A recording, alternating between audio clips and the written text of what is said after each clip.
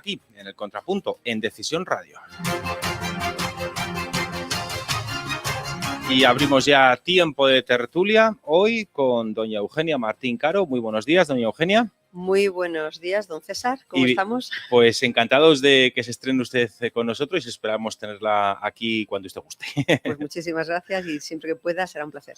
Muchísimas gracias por venir, doña Eugenia. Y también en estudio ya con nosotros don Jesús Muñoz. Muy buenos días, don Jesús. Buenos días, César, y a toda la audiencia.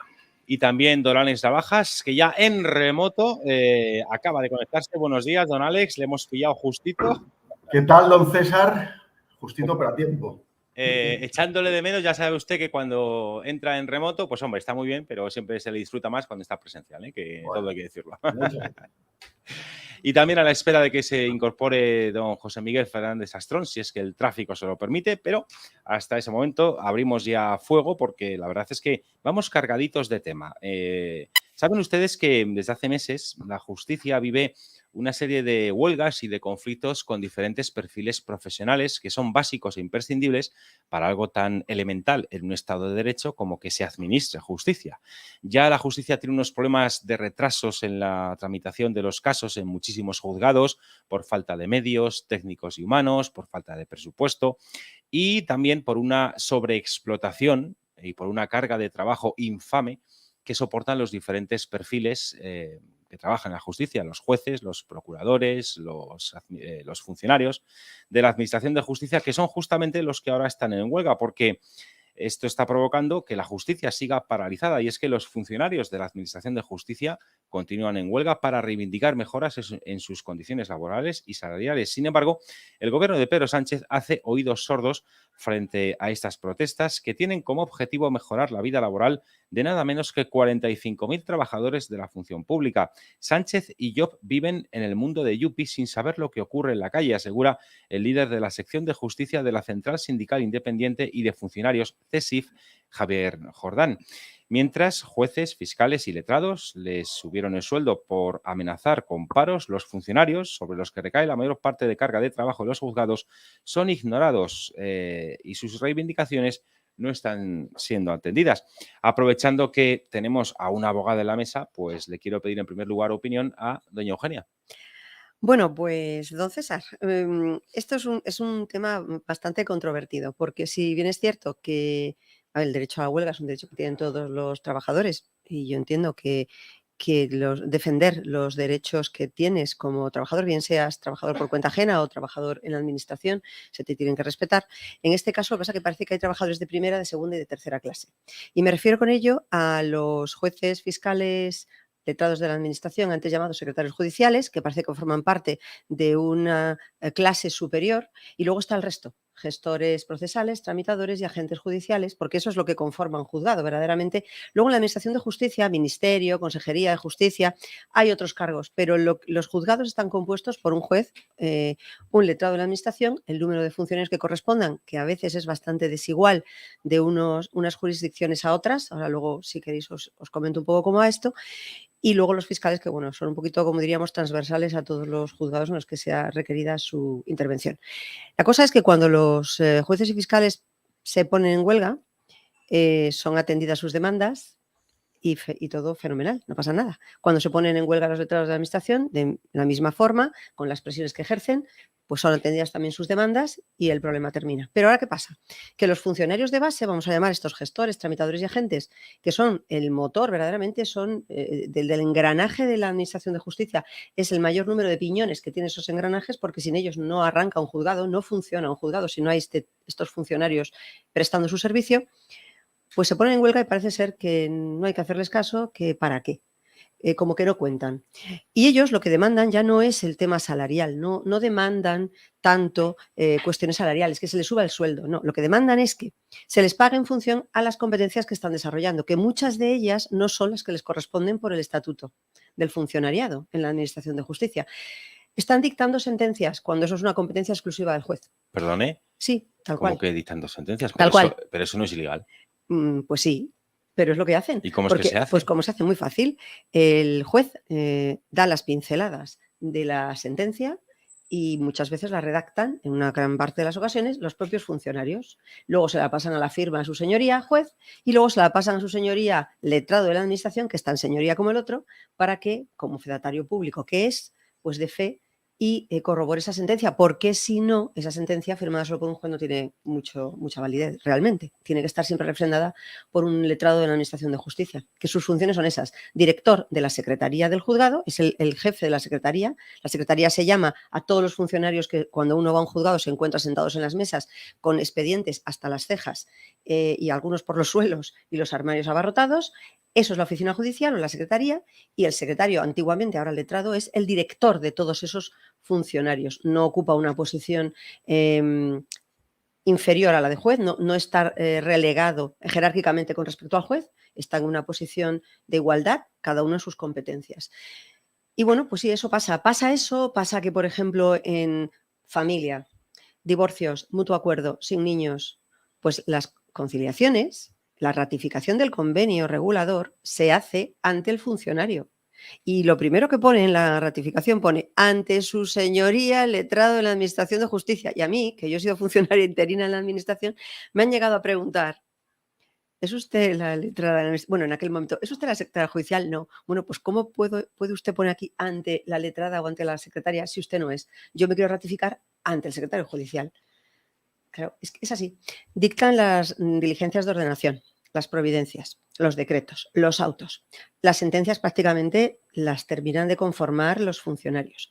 Atienden llamadas de teléfono ya no solo de profesionales, operadores jurídicos como puedo ser yo letrado o como puede ser un procurador. No, atienden las del público en general, que muchas veces también es por una falta de formación de la ciudadanía. Cuando tú tienes un abogado y un procurador, lo que no tienes es que estar tú llamando al juzgado para que te cuenten las cosas. Ya tienes un abogado y un procurador que son los que te los tienen que contar. Pero no, los ciudadanos, pues también ejerciendo un cierto derecho, pues llaman. Tienen que atender esas llamadas, atenderles presencialmente cuando acuden allí a revisar cualquier tipo de expediente, bien porque tengan que plantear un recurso y te lo tengas que llevar para estudiarlo, bien porque quieran consultar cualquier cuestión y a la vez tramitar una cantidad ingente de procedimientos que no dan abasto con el horario que se cumple, que es un horario de 8 horas diarias, con 20 minutos, media hora para desayunar. Y vamos a desmitificar aquello de que se van a desayunar 2 horas, que eso no es verdad.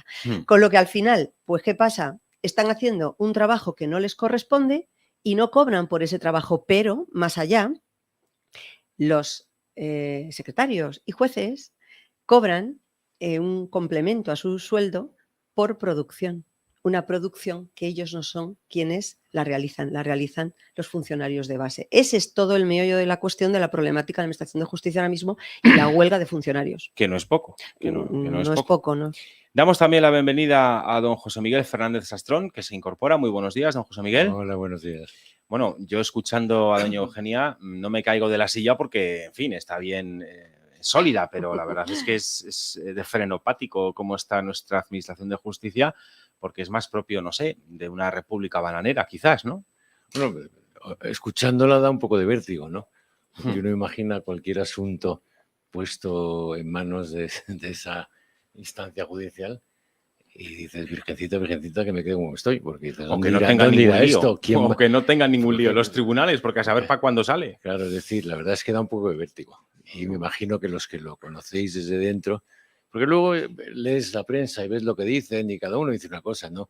Y cuando imagino que estás dentro, lo digo porque lo he vivido en otras instancias, ¿no? Cuando informan de lo que tú conoces y dices, ¿pero qué están diciendo? No tiene nada que ver con esto. Por eso da gusto escucharte, ¿no? Porque por lo menos, muchas gracias. ¿no? Porque entiende uno un poco exactamente qué es lo que está ocurriendo y todo normalmente tiene un fundamento.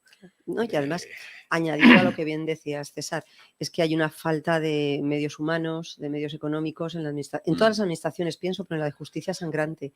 Y un dato, para que os hagáis una idea de cómo es esto, o sea, que se atasquen los juzgados con los procedimientos no es porque haya muchos, que también, que los hay, es porque no hay ni personal, claro, y a veces los medios son del paleolítico, impresoras que no funcionan, ordenadores que se atascan, los programas que se utilizan que ya por lo menos están intentando que coordinen con el resto de España, porque tú tienes que conectarte o tienes que tener una relación con otra provincia y los programas que se utilizan son dispares, con lo que también te supone un problema.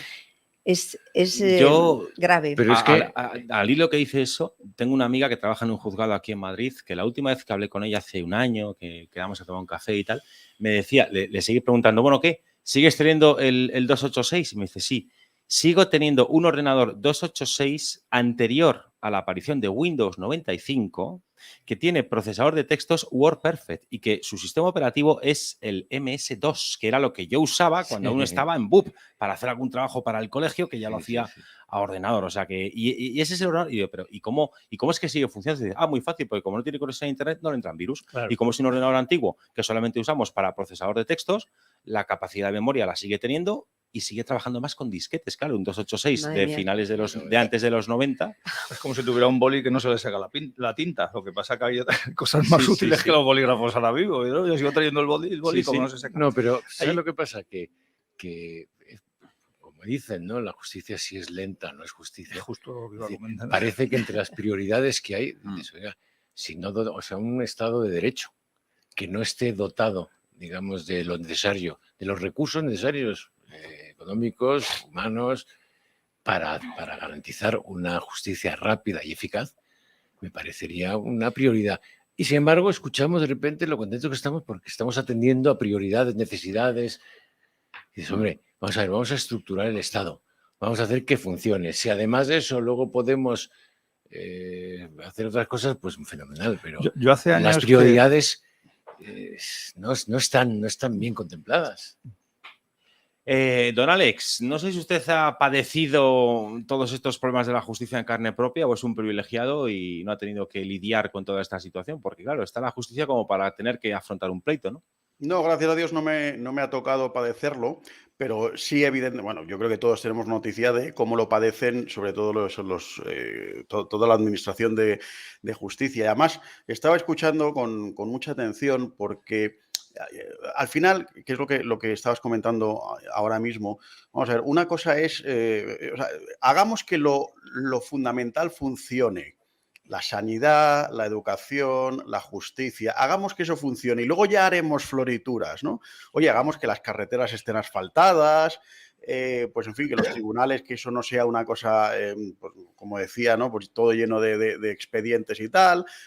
No sé, pues que los niños no tengan que ir a clase en medio barracones o a 40 grados de temperatura, en fin, esas cosas. Y luego ya nos metemos en florituras y en el resto de historias, pero lo cual que los políticos muchas veces les gusta empezar precisamente por las florituras, porque confían que de algún modo u otro, bueno, pues ya la sanidad, bueno, pues ya saldrá adelante, la justicia, bueno, pues ya saldrá adelante, ¿no? Pero ellos van a la foto y a aparecer, etcétera, ¿no?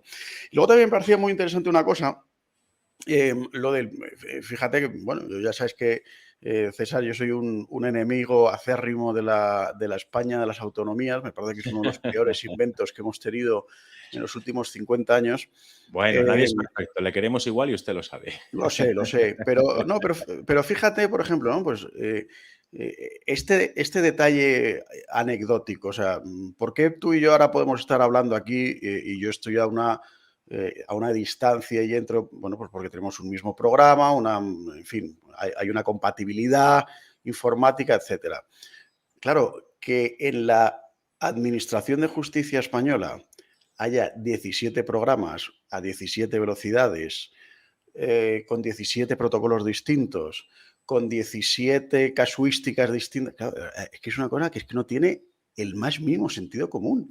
Y que además tenga que haber 17 equipos informáticos, cada uno tirando por su lado, el de Extremadura lo hará de un modo, el catalán de otro, el riojano, el murciano, etcétera, etcétera. Claro, es una cosa que es que no tiene ni pies ni cabeza. Y todo es, bueno, pues ya está, la España, las autonomías, este gobierno de taifas, que al final se demuestra en las pequeñas cosas del día a día y que lo único que hace es entorpecer el procedimiento y el trabajo y el normal funcionamiento de un Estado de Derecho. No en vano dicen que uno de los indicadores democráticos o de la eficiencia de un Estado es que la administración de justicia funcione con la misma precisión y rapidez que lo hace Hacienda, ¿no? Pues sí. Don Jesús. Sí, porque yo hace muchos años que ya dejé de llamar al Ministerio de Justicia y le llamo al Ministerio de Administración de Leyes, porque de justicia nada. Es más, como la inmensa mayoría de las leyes que estamos padeciendo en España últimamente son aberrantes e injustas, casi sería el Ministerio de la Aberración y de la Injusticia. Ha comentado una cosa don José Miguel fundamental y que ya damos todos por asumida, y es que la justicia que es lenta no es justicia. Pero ya hemos asumido aquí que si tienes, como decían los gitanos, Dios te dé pleitos y los ganes, porque muchas veces es peor que perderlos, ¿no? Porque los ganas y como lo has ganado, pero no va a salir esa resolución, luego va a haber un recurso y demás hasta X años, vas a estar atado de pies y manos, pero como tienes un proceso que en teoría te ha salido positivo, tendrías que estar contento y no. Si es negativo, es malo que sea lento. Si es positivo, es malo que sea lento. Comentaba Eugenia que hay gente españoles que a lo mejor tendrían que acudir tanto a la Administración de Justicia, bien por medio de sus cauces reglamentarios, que serían procuradores y abogados, pero es que el español está harto. El español está harto de que su proceso, que vale, que tendrán 200.000 delante, pues que hagan algo para que no te tengan 200.000 delante.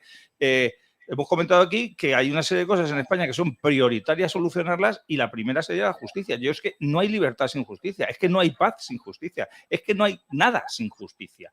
Que haya lentitud en los juzgados es muy grave, pero no es que sea muy grave, es que es lo más grave que hay en el mundo porque está todo dependiendo de ahí.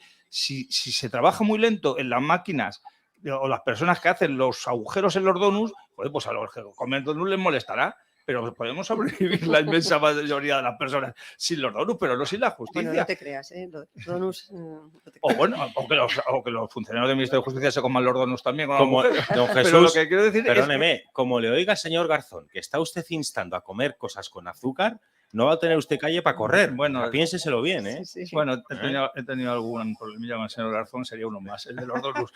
Pero el problema es eso, es que ya hemos asumido, como tantas cosas en España, que las cosas no tienen solución. Se han comentado aquí la frase famosa del Estado de Derecho. No, yo lo digo en mi España es un Estado de desecho. Porque el derecho puede aplicarse o no puede aplicarse. Puede aplicarse tarde y puede aplicarse, además, con lo que yo siempre comento, que la ley más utilizada en España es la ley del embudo. El embudo ancho para algunos y estrecha para otros. Y a eso nos hemos acostumbrado. Nos hemos acostumbrado a que dice, no, esto un juez te da la razón. ¿Cuándo me va a dar razón? ¿Dentro de 5 años? Dentro de 10 años, dependiendo de la ideología del juez, me va a dar razón, ¿estás seguro? Porque hay jueces que aquí se pasan de la judicatura a la carrera política como el que se cruza de acera para comprarse un helado y vuelve luego otra vez a la judicatura, que es lo peor, porque dice, bueno, si se ha quedado la política, no, vuelve, ya con carné, ya sabemos que ese tío tiene un carné y que como yo caiga en sus manos con una ideología determinada en un tema que esté relativamente relacionado con la política o con lo que sea, me van a crujir vivo. Y lo peor de todo, digo, es eso, es que hemos asumido que esto es lo normal. Ya, pero No, lo normal es porque es la norma. Quiero decir que es lo bueno. Yo, si me permitís, a ver, cuando me refería antes a la ciudadanía, que hace un uso a veces bastante poco inteligente de la Administración de Justicia, es porque no se educa a la ciudadanía de cómo se tiene que utilizar la justicia, de cómo se tienen que utilizar los cauces judiciales. Porque la vecina de arriba te haya mojado la ropa, no tienes que ir a poner una denuncia a la policía o al juzgado de guardia a poner una denuncia por cosas de esas, que es muy molesto que te moje la ropa cuando la tienes seca, pero lo que estás iniciando con una denuncia o con una demanda por algo que a lo mejor puedes resolver con una mediación, con un arbitraje, ponen un mecanismo jurídico que empieza y ya no acaba hasta que termina. Y eso involucra dinero y personas, efectivos humanos. Es lo que iba a comentar antes. Por ejemplo, Administración de Justicia, jurisdicción penal. Para que os hagáis una idea, fijaos cómo es la cosa. En Madrid debe de haber, pues no sé, 50 y tantos juzgados de instrucción. No lo tengo ahora mismo, porque yo no llevo penal, ¿vale? Pero debe haber 50 y tantos, 60, vamos a poner, juzgados de instrucción. En cada juzgado de instrucción hay, aparte del juez y el secretario, 8 funcionarios, varios gestores, varios tramitadores y un par de agentes judiciales. Bueno, pues cuando se hace la instrucción, porque es lo que se hace en esos juzgados, se instruye el procedimiento, se recaba la prueba, se toman las declaraciones y con todo eso se monta un paquetito que se lleva al penal. Penales, imagínate que hay a lo mejor en Madrid 30 penales, de los cuales no todos son de enjuiciamientos, a lo mejor hay 5 penales de ejecutorias, que son los que ejecutan las sentencias dictadas en el penal. Hay otros 25 que son de enjuiciamiento. Quiere decir que todo lo que se instruye en 60 juzgados con 8 funcionarios pasa a 25 juzgados con 3 funcionarios y un agente 4, que encima el agente está siempre en sala, con lo que tampoco puede ni coger el teléfono ni hacer otras labores. O sea, el embudo, lo que tú dices. Pero eso se da en la justicia. Instrucción, juzgados de lo penal. Claro, si el volumen de trabajo primero viene de un mal uso de la justicia por los ciudadanos, porque yo, vamos, lo he visto en primera persona. Si además a eso le añades que tú tramitas en una instrucción 200 expedientes al mes y esos tienes que pasárselos a un penal para que los enjuicie, es muy difícil porque no hay días ni horas en el día para tanto juicio, que a veces hay juicios larguísimos porque son causas enormes. Entonces, al final, yo creo que sí que hay justicia. La justicia va lenta, es una pena, y eso que decís de que si es lento no es justicia. El derecho también, ya sabéis, que va por detrás de los hechos, nunca va por delante. O sea, tienen que ocurrir las cosas para que luego se aplique el derecho. ¿Sí podría ir mejor? Pues claro, en cuanto nos dejáramos de chiringuitos LGTBI y cosas de estas y se destinase el dinero a otras cosas. El otro día escuché un vídeo de un comisario de policía que estaba precisamente hablando del tema de las denuncias el tema era relacionado con lo que llaman violencia de género, ¿no? Pero claro, él se refería a esto. Si ahora mismo es delito, si yo ahora mismo, Eugenia, le digo un piropo y ella se ofende y va a la comisaría correspondiente o al juzgado correspondiente e interpone una denuncia contra mí porque yo le he dicho un delito, es un expediente más, con lo cual los verdaderos casos de violencia de género, como la llaman algunos, quedan en el mismo montón que el que yo le haya dicho un piropo, con lo cual luego el policía no puede saber a qué le da más prioridad, al número 27 o al número 353. Y ese es el problema. A ver.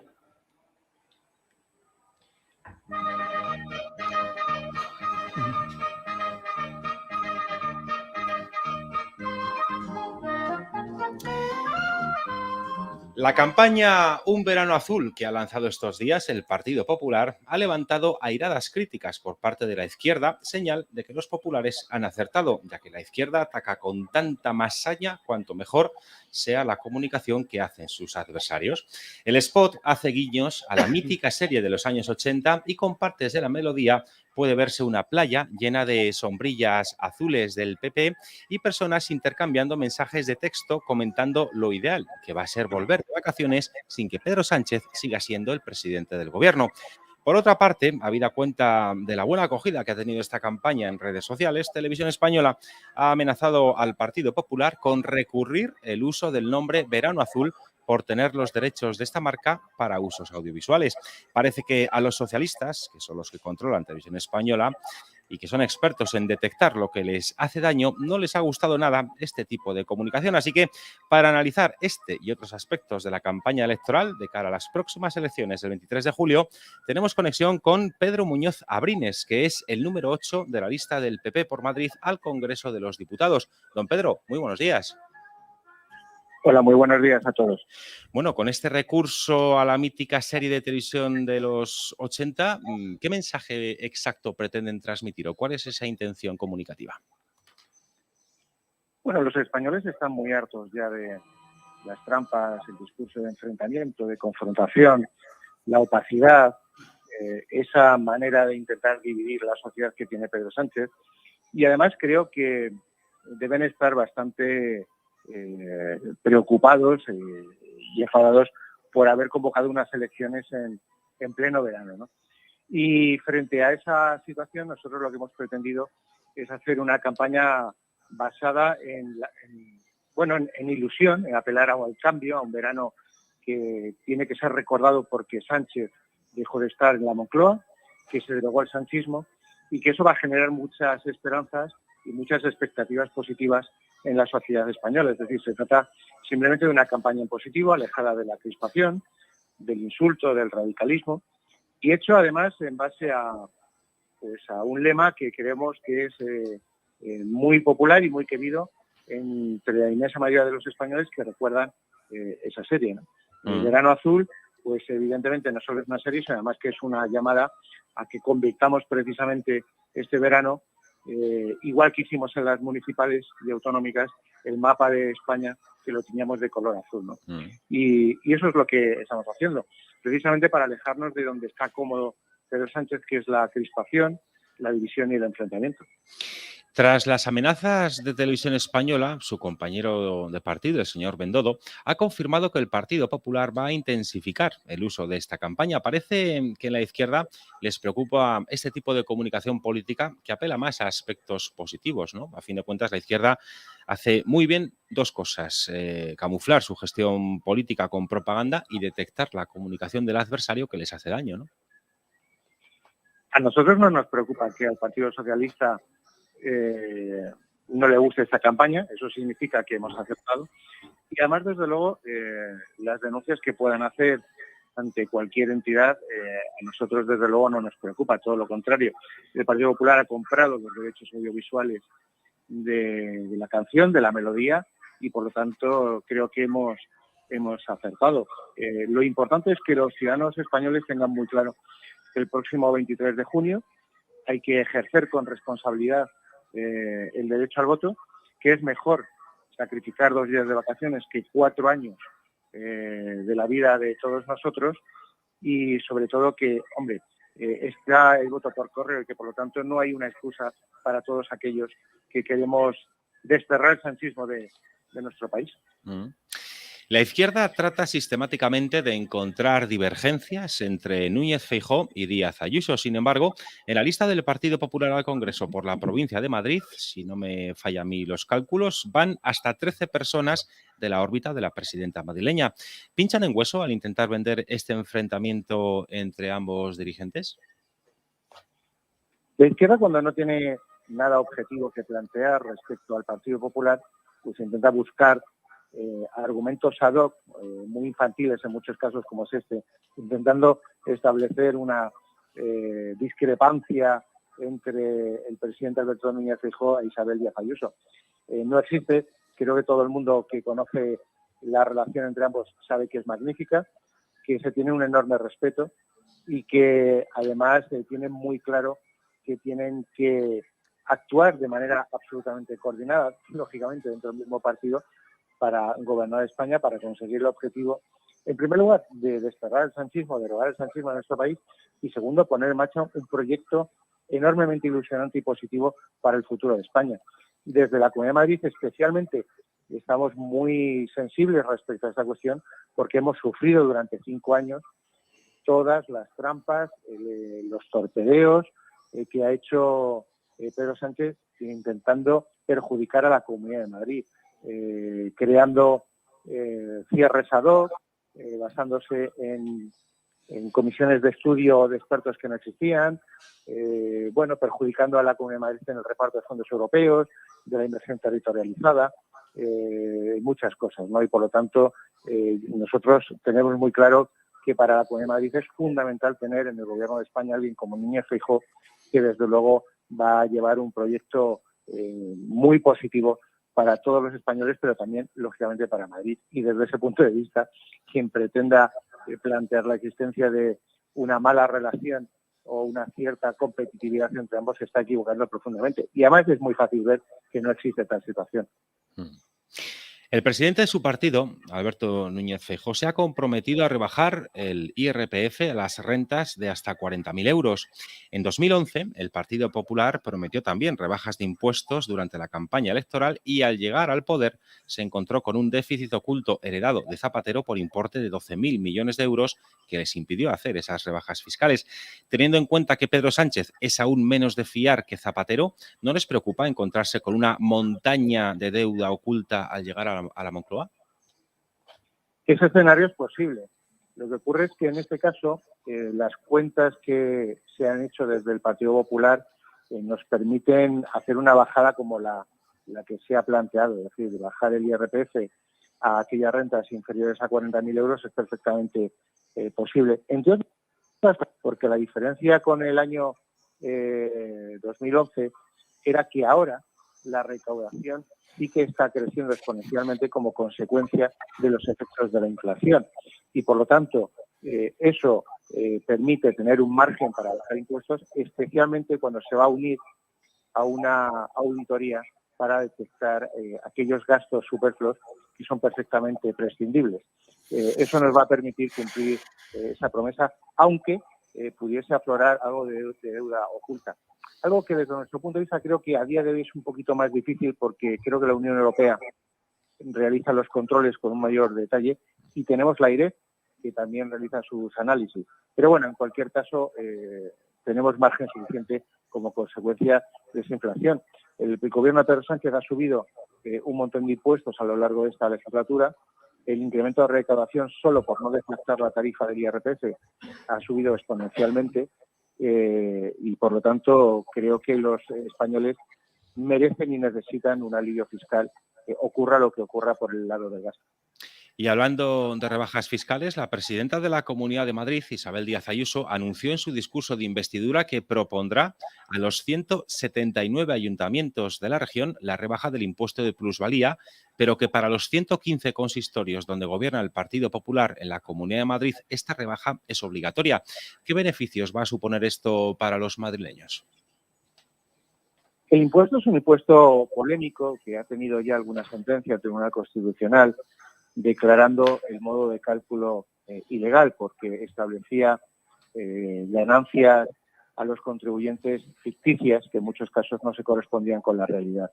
Desde el momento que eso se ha ajustado y lo que se pretende es aplicar el impuesto, que es estatal y que los ayuntamientos están obligados a cobrarlo, pero en su cuantía mínima, en la horquilla mínima que establece la ley, pues lógicamente habrá una mayor seguridad jurídica y tendrán que pagar bastantes menos impuestos cuando se produzca el hecho imponible correspondiente. Por lo tanto, nosotros seguimos en la línea que llevamos haciendo en la Comunidad de Madrid desde hace más de 20 años, que es bajando todos los impuestos posibles y, en este caso, en los ayuntamientos gobernados por el Partido Popular en esta región. Lo hacemos con el IBI, lo hacemos con el impuesto de tracción de vehículos, lo hemos hecho en el IRPF, en el impuesto de sucesiones, patrimonio, etcétera, y por lo tanto eso está en nuestro ADN y es lo que vamos a seguir haciendo siempre y cuando sea posible. Y creemos que, desde luego, es una medida imprescindible para que a las políticas que ya hace la Comunidad de Madrid se sumen la de la inmensa mayoría de los ayuntamientos de la región de Madrid. Pues, don Pedro, escuchándole, si me permite una sugerencia para cuando lleguen al gobierno, si lo pueden habilitar, la plusvalía mortis causa, la que hay que pagar cuando se hereda un inmueble de tus padres al fallecer. No sé si en la propuesta electoral que ustedes llevan lo han contemplado, pero si no es así, igual no estaría de más estudiar si sería posible eliminar la plusvalía mortis causa, es decir, de las herencias, igual que ya el Partido Popular en las regiones donde gobierna ha bonificado al 99% el impuesto a la muerte, porque como es una legislación nacional, mientras no se cambie, no se puede eliminar totalmente este impuesto, ¿no? Pero la plusvalía mortis causa igual convendría, sería muy sano eliminarlo, ya que el dolor que supone perder a los padres, pues se une el trámite también doloroso de tener que pagar por heredar las propiedades de tus padres, ¿no? Sin duda es un impuesto muy incómodo. Es muy, como ha dicho, triste que después de haber perdido a tus padres, a un familiar directo, pues tengas que pagar un impuesto, en este caso por heredar. Sin duda estoy convencido que el próximo gobierno analizará con detalle esta situación que usted me plantea y otras muchas que es necesario revisar en el impuesto de la renta de las personas físicas también, y que en algunos casos puede suponer situaciones un tanto injustas o incomprensibles por parte de los ciudadanos y que establecen a veces rentas presuntas que desde luego no se corresponden con la realidad. Y desde luego el sistema fiscal en su conjunto pues necesita una simplificación y una mejor ordenación para que los ciudadanos entiendan y sientan que pagan los impuestos de una manera más equitativa y más justa. Pues esperemos que sea posible esa eliminación. Don Pedro Muñoz Abrines, candidato del Partido Popular por Madrid al Congreso de los Diputados, en la lista en el puesto número 8, para ser exactos. Muchas gracias por el tiempo que nos ha dedicado y un saludo muy cordial. Muchas gracias a vosotros y un saludo igualmente. Buenos días. Bueno, en la actualidad del día también hay una noticia que evidentemente todos nuestros analistas de hoy digan lo que quieran, pero me interesa especialmente la opinión de don Alex Navajas porque va muy en relación con los medios de comunicación. Y como don Alex también tiene el defecto que tengo yo de ser periodista, pues por eso le quería pedir su valoración. Y es que el gobierno socialcomunista ha gastado 102 millones de euros en campañas de propaganda durante 2022. Este dato supone la cifra más elevada en 14 años, por lo que nos tenemos que remontar a los infames años de Zapatero en el año 2008 para encontrar un dato de despilfarro en propaganda gubernamental que fuera superior. Solo en los primeros 6 meses de 2023 ya se ha llegado a 87 millones de euros en gasto en propaganda y las previsiones es alcanzar otro año récord y además, o casualidad, coincidiendo con 2 procesos electorales en el mismo año. Un gasto en publicidad que llega después del que se hizo en 2022 por parte del gobierno socialcomunista, donde su sanchidad se nos fundió 102 millones de euros en propaganda. Don Alex, no sé qué le surge al escuchar esto. Bueno, yo me estaba planteando, digo, ¿qué habría pasado si esos 102 millones de euros se hubieran aplicado, por ejemplo, como decíamos antes, al Ministerio de Justicia? Pues eso. ¿Qué prefieren? Claro, o sea, oye, ¿qué prefieres? ¿Que esos 102 millones de euros vayan destinados al Ministerio de Justicia para agilizar los trámites y para desechar definitivamente los ordenadores 286 o no sé cómo has dicho que se llaman, César, o verlos utilizados en, pues eso, en publicidad institucional, en propaganda, porque eso más que publicidad, eso es propaganda y barata, ¿no? Yo creo que al final un político se retrata no por sus palabras, sino por sus hechos. Entonces, cuando tenemos políticos que nos dicen que ellos siempre lo mejor para el pueblo, etcétera, etcétera, este país y por los habitantes de este país y todas estas cosas, pero luego ves que el dinero que a todos nos cuesta ganar se está destinando en propaganda barata, en publicidad teledirigida, en untar a medios de comunicación afines y amigos, pues hombre, es evidente que cae por su propio peso. Entonces, al final, claro, tenemos un gobierno que está de algún modo manteniéndose por respiración asistida. Y o necesita... insistida, más bien, porque... También. O insistía, don Alex, porque... También, entonces, claro, al final, lo decía antes ella también, ¿no? Dice, oye, pues tanto dinero regado en chiringuitos, LGTBI, Disney Plus, tanto dinero para movidas feministas, pero ya raras, o sea, una cosa turbia, donde no se busca realmente la defensa de la mujer, sino donde se busca colocar a personas afines y utilizar la violencia contra las mujeres de un modo absolutamente torticero y partidista, ¿no? Pues hombre, yo creo que todos estaríamos de acuerdo en que ese dinero estaría mucho mejor. Claro, luego, mira, fíjate, a mí, César, que ya sabes que me gusta mucho meterme por la España abandonada, cuando uno va a los pueblos, después de ir con el coche traqueteando por una carretera absolutamente bacheada, sin apenas arcenes, sin quitamiedos, sin nada, llega al pueblo, ve que no hay absolutamente nada, y luego, sin embargo, en las ciudades parece que tenemos tanto que nos sobra como para montar chiringuitos varios y que como mucho al pueblo de la España abandonada lo más que llega es un banco morado, financiado por el Ministerio de Igualdad en un pueblo de 15 habitantes donde, no sé, donde a lo mejor lo que necesitan es pues, que haya internet más ágil o que no haya cortes de luz o que no haya, o arreglar la depuradora o lo que sea. No, pero les ponen una ahí farmacia. Una farmacia o un médico que vaya con más frecuencia, pero no, les ponen ahí su banco morado, con el logo del ministerio de no sé cuántos, bueno, pues para que se acuerden, pues en fin, de todos los temas ideológicos de este gobierno, ¿no? Doña Eugenia, ha citado don Alex el tema de la violencia de género y no me resisto a preguntarle, aprovechando su compañía hoy, oiga, usted en su doble condición de abogada y de mujer, yo supongo que esta última campaña, por cierto, que ha presentado ayer la señora Montero, en fin, que saquen pecho de preocuparse por las mujeres cuando en datos objetivos lo que han conseguido es rebajar la condena de cárcel a más de 1.100 delincuentes sexuales, si no me falla la memoria, y han puesto en la puñetera calle a más de 120 violadores que en cualquier momento, Dios no lo quiera, pero que en cualquier momento pueden volver a violar a otra mujer. No sé, a usted en su doble condición de abogada y también de mujer, supongo que no le pasa por la cabeza nada muy elegante, ¿no? Cuando menos. Bueno, una es elegante por naturaleza, Elegante. entonces no va a bajar al fango, pero pues como jurista, como abogado, la ley, bueno, todas estas leyes que están emanando de este gobierno, como bien decís, socialcomunista, otros le llaman Frankenstein, yo llamo desgobierno de España, son, bueno, pues una colección insuperable de desastres legislativos. Esto es como para encuadernarlo y darlo en las universidades. Esto es lo que no se debe hacer. Eso para empezar. En concreto con la ley de violencia de género, la ley sí, solo sí es sí, porque ya no sé ni cómo le llaman a estas cosas, me ha parecido un despropósito, pero de calibre del 45 Magnum.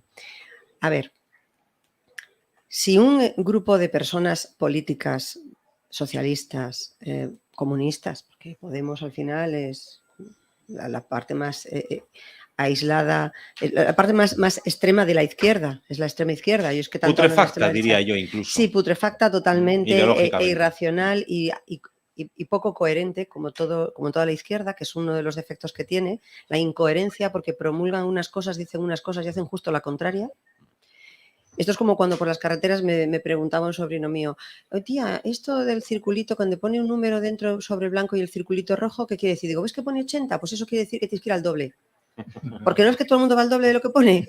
Pues esto es lo mismo, ¿no? O sea, yo te digo esto, pero hago otra cosa. Yo te digo lo que hay que hacer, pero no hagas lo que yo hago. Pues la norma es un desastre como norma. Luego, claro, es muy fácil echarle la culpa a los operadores jurídicos, en este caso a los jueces, en aplicación de la norma que les dada. El juez interpreta, el juez aplica, el juez no legisla. Entonces, si tú a un juez le das una ley sobre la que tiene que en un momento determinado dictar una sentencia, se va a ceñir a la norma y no puede salirse de esa norma. Y yo conozco a algunos que están muy en contra de tener que dictar sentencias con la nueva norma de violencia de género. Pero el Código Penal obliga a aplicar las disposiciones más favorables al reo. Doña Eugenia, por cierto, otra pregunta que me surge. ¿Sería posible eliminar esa aberración de ese artículo del Código Penal, el artículo 2, creo que era, el del Código Penal, no recuerdo el número, pero que obliga precisamente a aplicar las leyes posteriores más favorables a los... La retroactividad de la ley favorable. Eso es. ¿Eso no se podría eliminar del Código Penal? ¿Lo podrían tirar en el Constitucional? Se podrían eliminar muchas cosas en el momento que haya un gobierno que tenga mayoría absoluta y tenga vocación de cambiar las cosas. Obviamente, yo no soy penalista, partamos de la base. Pero efectivamente se dice que, primero, no se le puede condenar 2 veces por lo mismo a un reo. Eso sí parece justo. Eso parece justo. Bueno, parece justo, depende, porque, bueno, a ver, por el mismo delito, concretamente ese delito, no por el tipo del delito. O sea, si tú matas una vez a una persona, como la vas a poder matar 2 veces, obviamente no te pueden condenar 2 veces. Si sales absuelto la primera y hay prueba que demuestra que eres culpable, el problema es que ya no te van a poder juzgar por esa muerte, pero por otra sí. Obviamente, me faltaría, ¿no? Y luego la aplicación de la ley más favorable, la retroactividad de la ley más favorable. Eso es así y eso yo opino que sí se puede modificar, pero para eso hay que hacer una modificación integral del Código Penal, vamos, prácticamente tirarlo abajo y hacer uno nuevo. Es como la ley de violencia y otras tantas leyes no pasan por una reforma legislativa, pasan por derogación completa y simplemente en el Código Penal aplicar, o sea, que queden los artículos bien definidos de que la violencia, para mi gusto, es violencia, se ejerza contra quien se ejerza y que aquel que ejerce violencia con lesiones o con resultado de muerte tiene que pagar las penas que estén establecidas para ese delito y en su grado máximo a mi criterio. Es decir, que la correlación de sexos entre víctima y verdugo no debería ser tenida en cuenta, sino como mucho como el verdugo se prevalga, si es que es el caso, de su mayor fuerza física para infligir más daño a la víctima. Eso sí, como un agravante, entiendo, ¿no? Que tiene su lógica, ¿o no? Bueno, depende, porque hay veces que hay personas que físicamente son muy débiles, pero van provistas de un buen arma y le hace fuerte. Yo no, porque ya empezaríamos a distinguir, y eso ¿a quién va a perjudicar? Al hombre, porque en un 95% de las veces el hombre siempre va a ser más fuerte que la mujer, a no ser que la mujer sea una olímpica alemana, ¿no? Con un dinamómetro, como claro, cuando éramos pequeños estudiábamos claro, física. ¿cuántos newton de tal? No, si es que... claro, entonces... No, yo pienso que los agravantes y los atenuantes deberían ir en función de otras cuestiones y sería muy discutible también. Hombre, a ver, una persona que va hasta arriba de sustancias psicotrópicas, con alcohol, o tiene una enajenación transitoria, demostrable, porque luego decir, no, es que yo en ese momento estaba enajenado mentalmente, no, hay que demostrarlo. Y tiene que haber toda una batería de psicólogos que así, o psiquiatras que así lo determinen, pues eso sí puede suponer una atenuación en la pena, pero no porque tengas más fuerza, porque frente a la fuerza de un hombre está, pues qué te digo yo, una pistola, un cuchillo, cualquier cosa que pueda tener la mujer, o al revés, viceversa. La violencia es violencia. Se inflija por quién a quien se inflija, y la pena debería ser, yo pienso, que siempre la máxima, porque lo que no puedes es atentar contra la integridad de la persona y contra la vida de la persona, sea quien sea. Y ya no hablamos de hombres y mujeres, hablamos de niños, de abuelos. La violencia abarca a muchísimas personas. Como mujer me parece que si ellas pretendían defender, y ya con esto termino, a la mujer, flaco favor están haciendo a las mujeres, porque esta ley no defiende a nadie. Es más, muy de acuerdo, César, en que el reo de delito de violencia contra la mujer o violencia en general, sobre todo los violadores y acosadores sexuales, yo creo que tienen una componente patológica, yo creo que tienen una componente psiquiátrica en ese comportamiento, y yo creo que no son reinsertables en la sociedad. Para mí, la mayor pena para ellos siempre. Hemos abierto muchos melones, incluso algunos relacionados con el verano. Bueno, estamos en verano, nunca mejor dicho. Y además todos están muy apetitosos. Quiero contestar algo de lo del verano azul, porque yo, que la verdad es que sí que soy azul por naturaleza, ya que soy falangista, a mí me gusta el verano azul, sobre todo el azul mahón. Pero no voy a meterme ahora con la campaña de otros partidos, que cada uno es muy libre de hacer lo que quiera, sobre todo si le surte efecto, ¿no? Pero algunos ya están diciendo que si hay un lema por ahí de que te vote chapote, hay otros que están diciendo que te vote chanquete. Pobre chanquete, que está ya lumbre. Hay gente en España que tiene mucho tiempo libre o tiene poco trabajo, ¿eh? O sea... Pero lo que sí que está claro es que no tengo ninguna esperanza de que cuando llegue el Partido Popular al poder cambie nada, ni de lo que ha comentado, está en su papel, por supuesto, el candidato a diputado, ni de los otros temas que estamos hablando aquí. Y este tema estamos hablando aquí de la ley del solo sí es sí. A mí me da mucha rabia, lo he dicho desde el primer momento, que nos hayamos quedado solo con el tema gravísimo, repito, gravísimo, por si alguien me dice que esto no es grave, de lo de la excarcelación de los violadores. La ley de solo si es sí es una aberración en sí misma por el mero hecho de que ya, como se ha comentado aquí, por el hecho de que una persona sea hombre o sea mujer, se le va a aplicar la ley de una manera o de la otra. Eso es aberrante. Entonces, el hacer cualquier tipo de modificación como la que se ha hecho, en la cual a partir de ahora ya no van a poder, bueno, esto de que igualaba abuso y agresión, por lo tanto se estaban poniendo en la calle a depredadores sexuales, eso va a servir para que esta ley ya no se toque. Estoy seguro. O sea, Feijóo, si llega al poder, no va a tocar esta ley porque ya ha dicho que ya se modificó en su día. Luego, nos han pintado que han quitado de en medio a Irene Montero como si fuera la única causante de esta ley. Y el resto de gobierno que la aprobó y el resto de diputados que aprobaron en las Cortes esta ley, ellos no son culpables. Digo la primera, no esta segunda, la modificación. Todos esos no son culpables de que ahora mismo, si a una persona, a una mujer la viola, un violador de los que estaba antes en prisión y ahora está en la calle, todos esos son iguales de culpables que Irene Montero. ¿Estoy de aquí exculpando a Irene Montero? No, estoy diciendo que a mí no me valen los subterfugios de intentar señalar a una persona porque ella fue la que, digamos, encabezó esa ley. No, que fue aprobada por todo el Consejo de Ministros, desde el que salió ayer en el hormiguero hasta el último de los que pasa por allí y por todos los diputados que la aprobaron. Por lo tanto, todos ellos son responsables de lo que pueda ocurrir por este tipo de ley. Luego, el tema de que habéis hablado y que me parece fundamental de esos 102 millones de euros en campañas de propaganda. Aquí no hay nada mejor que vender una moto, aunque esté averiada, si la vendes. Y lo malo es que hay gente que te la compra. Se están gastando nuestro dinero, no, como hemos comentado antes, para agilizar la justicia en España, que es fundamental, sino en que todas las tropelías que nos hagan, todas las injusticias con las cuales nos están atacando todos los días, encima no la venden como que es por nuestro bien. Esos 102 millones de euros de propaganda han hecho que nos hayan encerrado en nuestra casa y no hayamos hecho nada. Que estemos viendo a los terroristas en las instituciones, que se hayan indultado a los que han dado golpe de Estado. Y esa propaganda la han utilizado para dulcificar todo eso y que el español medio estará cabreado con razón de que tenga que votar en un mes de julio, como si todo lo que hubiera pasado en los otros 4 años no hubiera sido lo suficientemente grave como para estar cabreado.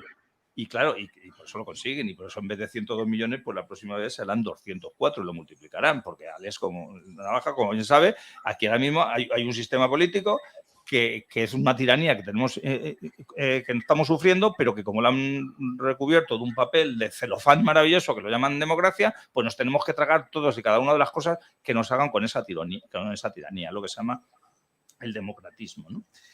Y con esto termino. Es que esto del dinero derrochado, esto de las leyes injustas que hemos asumido como buenas, me llevan a lo que decía yo antes de que no vivimos en un Estado de Derecho, sino en un Estado de desecho. Y que otra cosa que se ha comentado gravísima aquí y que me temo que se va a empezar a aplicar es cuando ha dicho Eugenia de que hay personas que no tendrían que estar dictando sentencias, son las que están dictando sentencias. A mí ya me consta, porque me lo han dicho, que hay jueces que están utilizando la inteligencia artificial para dictar sentencias. Está muy bien. Entonces, claro, solamente tienen que modificar 3 frases para poner su sello personal y firmar. Con lo cual ya no hay un computador en el cual va a decir si yo soy culpable de algo o no, ni siquiera va a ser ese juez. Y eso también lo hemos... No sé si me fío más del ordenador. Sí, no. En algunos casos. Pero ya pues suprimamos a los jueces. O sea, la objetividad estaría garantizada en ese caso. Entonces así de que se curra toda la mañana sus editoriales, las entrevistas y tal, pues luego llega un momento de un botón, a ver, entrevista a Jesús Muñoz. Pero no de usted ideas, hombre, don Jesús, que me quedo sin curro, por Dios. Una persona la tengo mucha manía, que es, lo siento, que la tengo manía, esta chica, Sandra Golpe, que es la que hace los telediarios de Antena 3, estaba durante muchos días diciendo lo maravillosa que era la inteligencia artificial para una serie de temas. Un robot que servía en las mesas, una persona en una guardería que atendía a los niños. ¡Qué maravilloso! Y un día salió con cara de indignada porque decía que la inteligencia artificial iba a acabar con el papel de los periodistas. Dije, anda, coño, y ahora como te va a tocar a ti, es malo. Como el camarero se iba a quedar sin trabajo porque había puesto un robot que le des por saco al camarero. ¿Sabes por qué le gusta la inteligencia artificial? Porque de la natural carece. Claro. No, pero don Jesús, he leído que se está utilizando la inteligencia artificial para escribir artículos de prensa. Sí. Por eso yo creo que igual en fin, esa periodista que usted alude no le gusta, pero hay una cosa que hay que tener en cuenta. Se está generando... ¿O presentar programas? Sí, se está generando mucho debate con el tema de la inteligencia artificial y hasta qué punto puede suplir la actividad humana. Pero vamos, hasta donde yo he leído del tema, que es un tema que me apasiona y leo muchísimo sobre él, la conclusión a la que yo llego, sin ser experto en informática, evidentemente, pero hay una cosa que no entiendo cómo van a poder conseguir y es que la creatividad humana, el ingenio humano, es multifactorial y eso, que una máquina sea capaz de replicarlo, me parece tan complejo y tan complicado porque el ser humano, en función de una casuística tan infinita como número de personas tenemos, es capaz de responder de formas infinitamente diferentes a la misma situación o de encontrar infinitas soluciones para el mismo problema en función de un montón de factores de cada persona, de cada individuo, evidentemente de su capacidad intelectual, de su formación, de sus vivencias, de su experiencia en la materia concreta de la que se trata y todos esos factores que construyen una idea que es primigenia y que es parte de una persona, que no la va a tener otra. Por ejemplo, hablando de inteligencia artificial, por hacer un paralelismo, Steve Jobs se le ocurrió, por ejemplo, la interfaz gráfica cuando sacó el primer Mac en los años 80. El Mac fue el Macintosh fue el primer ordenador que llevaba interfaz gráfica, que no era como ese 286 de mi amiga de la Administración de Justicia que usa MS2, sino que era ya una pantalla con iconitos donde cuando tú querías borrar algo, pinchabas y arrastrabas a una papelera, como lo que luego fue Windows, que lo copió. Bien, esa idea a Steve Jobs, según contó él mismo, se le ocurrió cuando fue a la sede de Xerox y vio un prototipo de lo que hoy todos conocemos como un ratón de ordenador y vio que ese puntero servía para desplazarse por la pantalla. Y eso se le ocurrió a él. O cuando creó el iPhone, según cuenta Steve Jobs, dijo, no, es que tenemos el mejor puntero del mundo para manejar una pantalla que es el dedo. Entonces vamos a crear pantallas táctiles y vamos a eliminar los botones. Entonces, ese tipo de ideas, con esos dos casos, o por ejemplo, Henry Ford se le ocurrió cómo idear la fabricación en serie de automóviles cuando fue a un matadero de vacas y vio que del todo, que era el cuerpo de la vaca, iban sacando las diferentes partes para obtener los diferentes cortes de carne. Entonces, Henry Ford pensó, pues vamos a hacerlo al revés. Diferentes partes van construyendo el todo cuando va pasando por la cadena. Y así fue como el Forte fue el primer vehículo que se ensambló en serie. Entonces, ese tipo de casos de creatividad humana, dudo mucho que en algún momento la inteligencia artificial pueda llegar a ese nivel, porque son multifactoriales y porque depende de algo que es inherente a la naturaleza humana. Entonces, algo que no tiene la misma naturaleza que lo humano, es decir, la máquina, dudo mucho que pueda comportarse conforme a una naturaleza que no tiene. Y la inspiración o las casualidades, porque muchas veces se han descubierto cosas por casualidad, porque estabas investigando una cosa y has dado con otra, o te ha venido una inspiración en un momento determinado, te ha caído una manzana y dijo Newton, hombre, ¿aquí qué pasa? La gravedad, es que... Muchos de los grandes inventos han sido producto, efectivamente, Del azar también. Sí. Del azar. Hombre, del azar producido frente a una mente despierta. ¿no? Claro, una mente despierta, una investigación no. y un trabajo. Pero ¿sabes lo que pasa? Que el tema de la inteligencia artificial ahora está de moda, ¿no? La inteligencia artificial abarca muchísimos conceptos y se están mezclando muchas cosas y se está de alguna manera magnificando algo, sacándolo de su contexto. Inteligencia artificial en realidad debía llamarse inteligencia programada. Es decir, porque la inteligencia artificial no es ni más ni menos que el proceso de datos y darte respuestas con arreglo a los datos que están introducidos por un programador. Es decir, cuando comentaba decir que sería, por ejemplo, un juez más imparcial, no necesariamente. Es decir, esa inteligencia artificial que redactara una sentencia lo haría con arreglo a unos conceptos introducidos por alguien, donde podía haberle dejado muy claro esto es bueno, esto es malo, estos son buenos, estos son malos. Pero no es ni más ni menos que una velocidad de proceso. Lo que ocurre es que en lo que el cerebro más brillante puede computar una serie de ideas, esto en 1, 2, 3, 4, 5, 6. Pues millones de datos a la hora de... Pero esa respuesta es simplemente una respuesta automática en función de... El arte es otra cosa. Es decir, puede hacer poesía también, pero ¿cómo la hará? Se fijará, esto es un soneto, esto es... Y te hará una especie de pastiche. Lo que pasa es que dentro del mundo del arte hay grandes artistas y hay mucho pastiche también. Es decirte, ¿no? Por lo menos ese estará más documentado. Pero la inteligencia artificial no es que no nos debería preocupar, como todo, el uso que se haga de ella es lo que nos puede preocupar. Son las 9:34 de la mañana, 8:34 en la Comunidad Canaria. Momento de conectar con don Albert Castillón. Muy buenos días, don Albert. Muy buenos días, ¿cómo estáis? ¿Qué tal? ¿Cómo va todo? Bien, ¿no? Hablando de cuestiones importantes. Yo me preocupa más la inteligencia natural que la artificial, que la ha hecho a faltar mucho, ¿eh?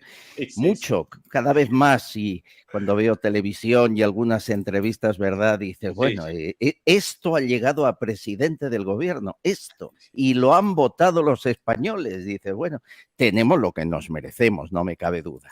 Hoy analizaremos esa entrevista llena de mentiras de Sánchez, pero sobre todo lo que pasó con el público, que creo aquí hicimos la pregunta, ¿cómo lo iba a hacer Pedro Sánchez para evitar un abucheo al salir o que alguien entre el público le grite que te vote chapote o cualquier reacción natural de las que ocurren en la calle? Bueno, pues lo prepararon muy bien y convocaron a gente afiliada y a gente votante del partido de una edad avanzada.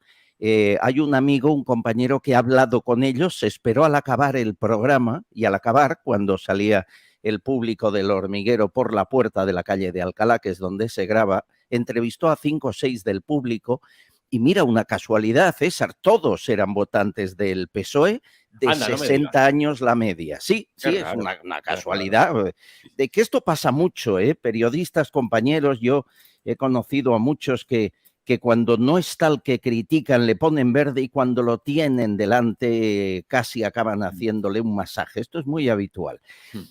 Analizaremos todo eso esta tarde, tendremos ocasión de hacerlo a partir de las 7. Hemos invitado a Sergio Fidalgo del catalán.com para que nos amplíe la información de la prohibición del cerdo que quieren en Cataluña, en las fiestas populares, ¿verdad? Lo que ayer comentabas, para no atacar o agredir a los musulmanes. Explicaremos la relación íntima entre el salafismo que es una de las corrientes islámicas más peligrosas, y el independentismo, que ambos llevan de la mano más de 30 años en Cataluña.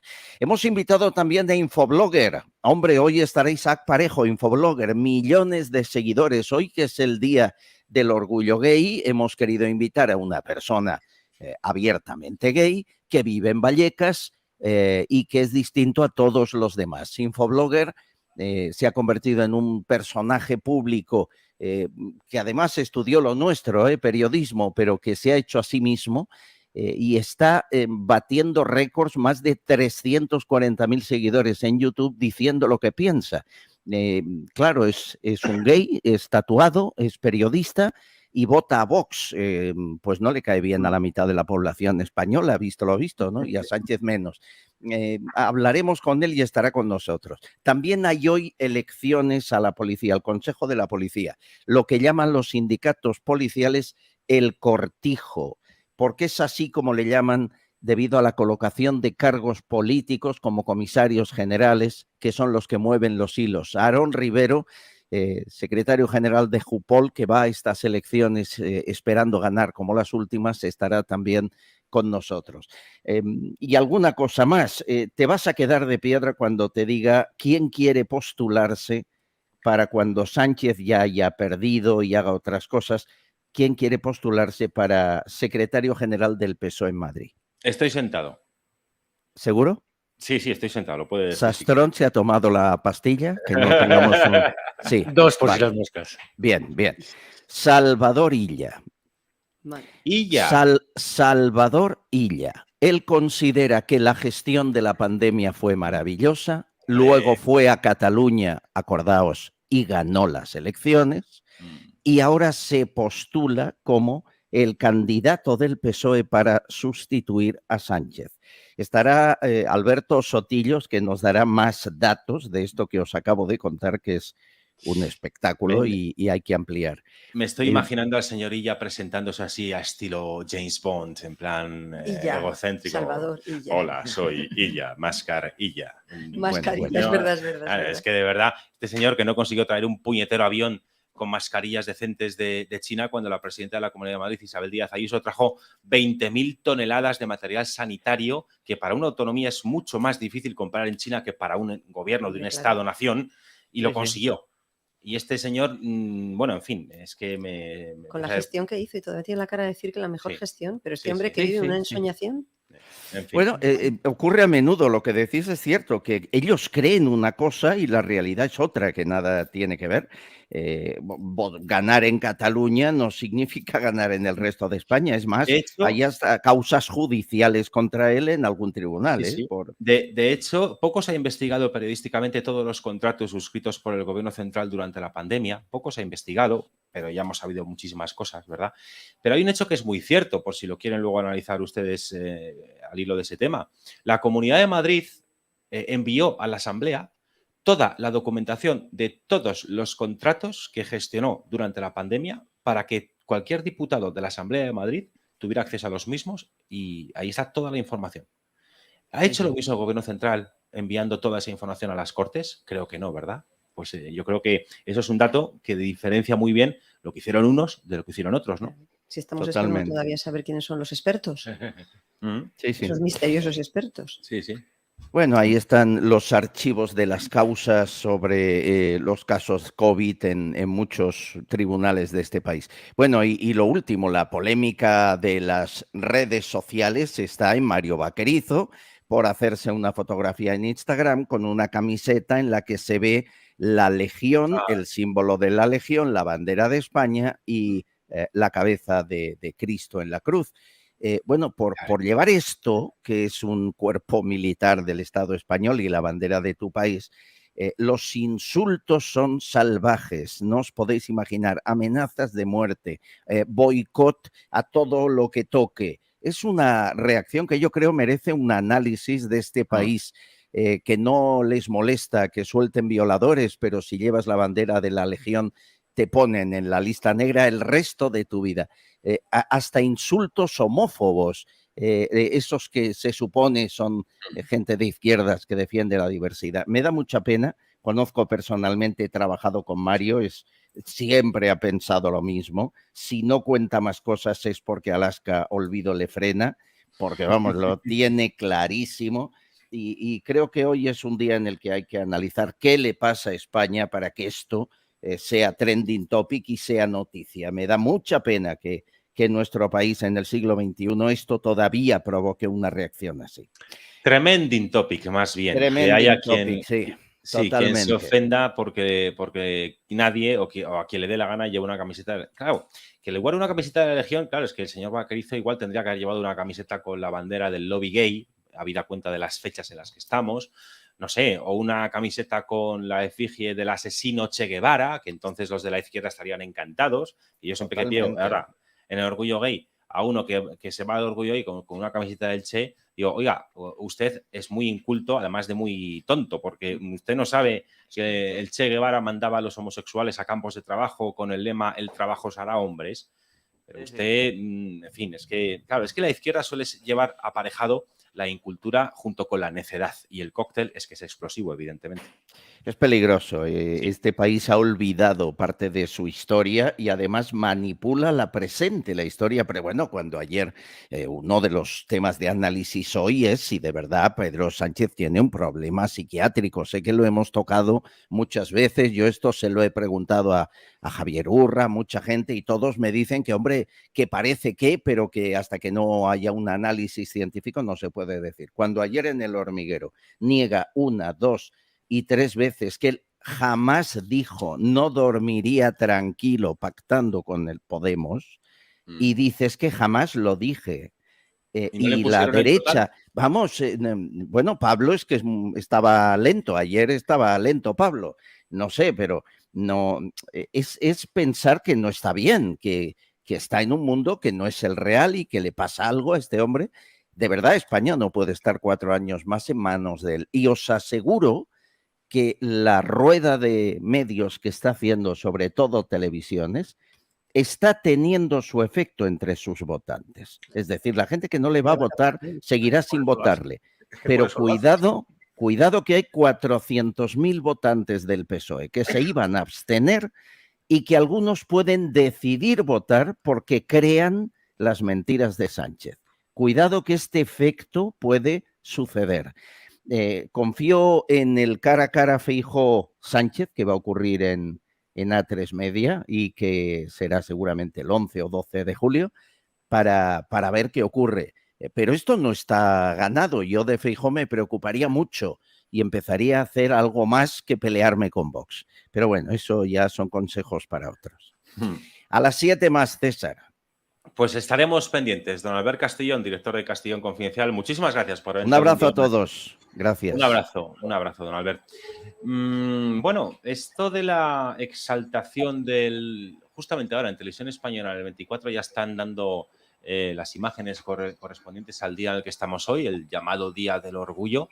Pero yo quiero someter a su consideración, en pleno 2023 en España, ¿es necesario hacer todo este despliegue cuando en muchas ocasiones, además, lo que estamos viendo es que con la excusa del orgullo vemos todo tipo de imágenes escabrosas, soeces, maleducadas, groseras, en desfiles de gente que va desnuda, contorneándose en actitudes absolutamente lascivas y asquerosas, no porque sean de una tendencia sexual concreta, sino porque sería igual de ridículo y de asqueroso incluso hacer un día del orgullo heterosexual y que encima de un autobús sin techo se subieran ahí dos mazaos a darse golpes en el pecho y a coger del pelo a las mujeres para reivindicar lo machos que son. Sería absolutamente ridículo, ¿no? No sé por qué con esta otra tendencia sexual se les permite hacer este tipo de cosas, que además hay muchos homosexuales que lo dicen, que se avergüenzan públicamente de esta actitud pública, nunca mejor dicho, más que pública, porque diga, usted en su casa haga lo que estime oportuno, pero no sé, porque usted tenga determinados gustos, ya tiene que hacer exaltación de los mismos de manera totalmente asquerosa en la calle, no sé. Don Alex, ¿qué le surge, qué le pasa a usted por la cabeza cuando ve ese tipo de imágenes? Bueno, yo creo efectivamente que es uno de los bastiones o de los pilares de los que se ha adueñado la izquierda, ¿no? La defensa de las personas homosexuales. Presunta. Sí, o sea, pero quiero decir, cuando uno estudia la historia, efectivamente, tú has puesto el ejemplo del Che Guevara, pero bueno, es que ya desde antes, ¿no? Fue Marx el que afirmó que la homosexualidad era un vicio burgués, ¿no? Con lo cual, empezando desde el fundador del marxismo hasta el Che Guevara, bueno, aquella ministra, ¿no? que dijo de su compañero Marlaska, al que le llamó maricón, y luego no pasó nada. O sea, quiero decir, una cosa es lo que dicen de cara a la galería, de el respeto a todas las personas y las tendencias, etcétera, y luego, pues, cuando cree que no están grabando, pues llama a Marlaska maricón, ¿no? Y don Alex, acuérdese usted de Evo Morales, en aquel acto público que dijo el gran Evo Morales: esos hombres que comen pollo con dioxinas y luego no ejercen de tales. ¿Lo dijo así? Entonces, y ahí el lobby gay no montó el pollo por homofobia, nunca mejor dicho, lo de montar el pollo, claro. No, por eso te digo, ¿no? Que es que realmente, pues uno ve lo que dicen y luego ve lo que realmente piensan, ¿no? Que cuando muchas veces han bajado la guardia, etcétera, bueno, pues evidentemente pues te tienes que reír. Entonces, yo creo que es una cosa que está utilizando la izquierda, que la derecha no sabe manejar, porque el Partido Popular y antaño Ciudadanos, pues eso, se peleaban, ¿no? por estar detrás de la pancarta, etcétera. Miren, pero vamos a ver, es que tienen que tener una cosa clara. Lo que es el lobby LGTBI es una cosa que lo ha asumido absolutamente la izquierda, pero igual que el lobby feminista, y no se peleen por estar en la pancarta. O sea, ustedes hagan una defensa real de las personas homosexuales que, como tú decías, cada uno en su casa puede hacer lo que le dé la gana, como ha sido siempre y como siempre ha ocurrido, y ya está. Pero no vayan corriendo detrás de la banderita arcoíris a ver quién defiende más y mejor a las personas homosexuales, a las mujeres, a los inmigrantes. No se peleen por coger banderas de otros. Ustedes hagan una defensa real. Entonces, yo creo que la postura, en este caso el Partido Popular, de Vox, bueno, ¿y usted qué opina del orgullo y de no? Pues mire, todas las personas merecen un respeto, por supuesto, independientemente de su orientación sexual, y aquella persona que no respete a otro por su orientación sexual, evidentemente, pues tendrá un problema con la justicia. ¡Punto! A partir de ahí ya es ideología. No, es que hay que ir a los colegios, es que hay que adoctrinar, es que hay que hacer campañas de visibilización, hay que normalizar. Eso ya es ideología, eso ya es adoctrinamiento. Lo importante es el respeto. Una vez que el respeto está asegurado, pasemos a otro tema. Y esto es lo que la derecha parece que no entiende. Sí, entre las muchas mentiras y tonterías que dicen está el respeto a las personas en función del colectivo al que pertenezcan, el respeto a los gays, a los trans, a las trans, a les trans. Es que cuando a ti te educan para respetar a todas las personas, no necesitas que te eduquen a respetar por colectivos. Claro. Es que es absurdo. Pero hay César, fíjate, hay una cosa, vamos a ver, el término colectivo es un término eminentemente marxista. O sea, sí. El pensamiento judeocristiano habla de individuos, el individuo es importante, o sea, cualquier persona es importante. O sea, el colectivo lo que te introduce, lo que busca es anular tu persona. Es decir, tú perteneces. Claro, por eso en una mentalidad de izquierdas no cabe cuando dicen aquello de cómo puede ser mujer y votar a Vox, ¿no? Es como, vamos a ver, pero porque están pensando en términos colectivistas, ¿no? O sea, tú eres mujer, por tanto, eres del colectivo femenino, por tanto, piensas así. Oiga, mire, no, es que esto no funciona así. Tú eres lesbiana o homosexual y votas a Vox, o tú eres obrero y votas a Vox, ¿no? Ellos repiten mucho esa frase que les gusta tanto de no hay nada más tonto que un obrero que vota a la derecha, ¿no? Sí. No hay nada más tonto que pensar que una persona, por ser obrero, necesariamente tenga que votar a las izquierdas. Y eso ellos no lo entienden. Por eso han tratado de colectivizar pues, la clase obrera, el colectivo LGTBI, el colectivo de mujeres, etcétera, etcétera. Claro, y al final ellos tratan de apropiarse de todos los colectivos y de teledirigir a esos colectivos. La realidad es bien distinta. La realidad es que somos personas, individuos, y habrá personas de derechas que votan a Vox o que votan a Falange o que votan a Podemos, o evidentemente, y es lo que ellos no quieren tolerar, pero porque su esencia es un pensamiento terriblemente totalitario. Yo, si me permitís, es que de verdad me encienden estas cosas, no puedo con ello.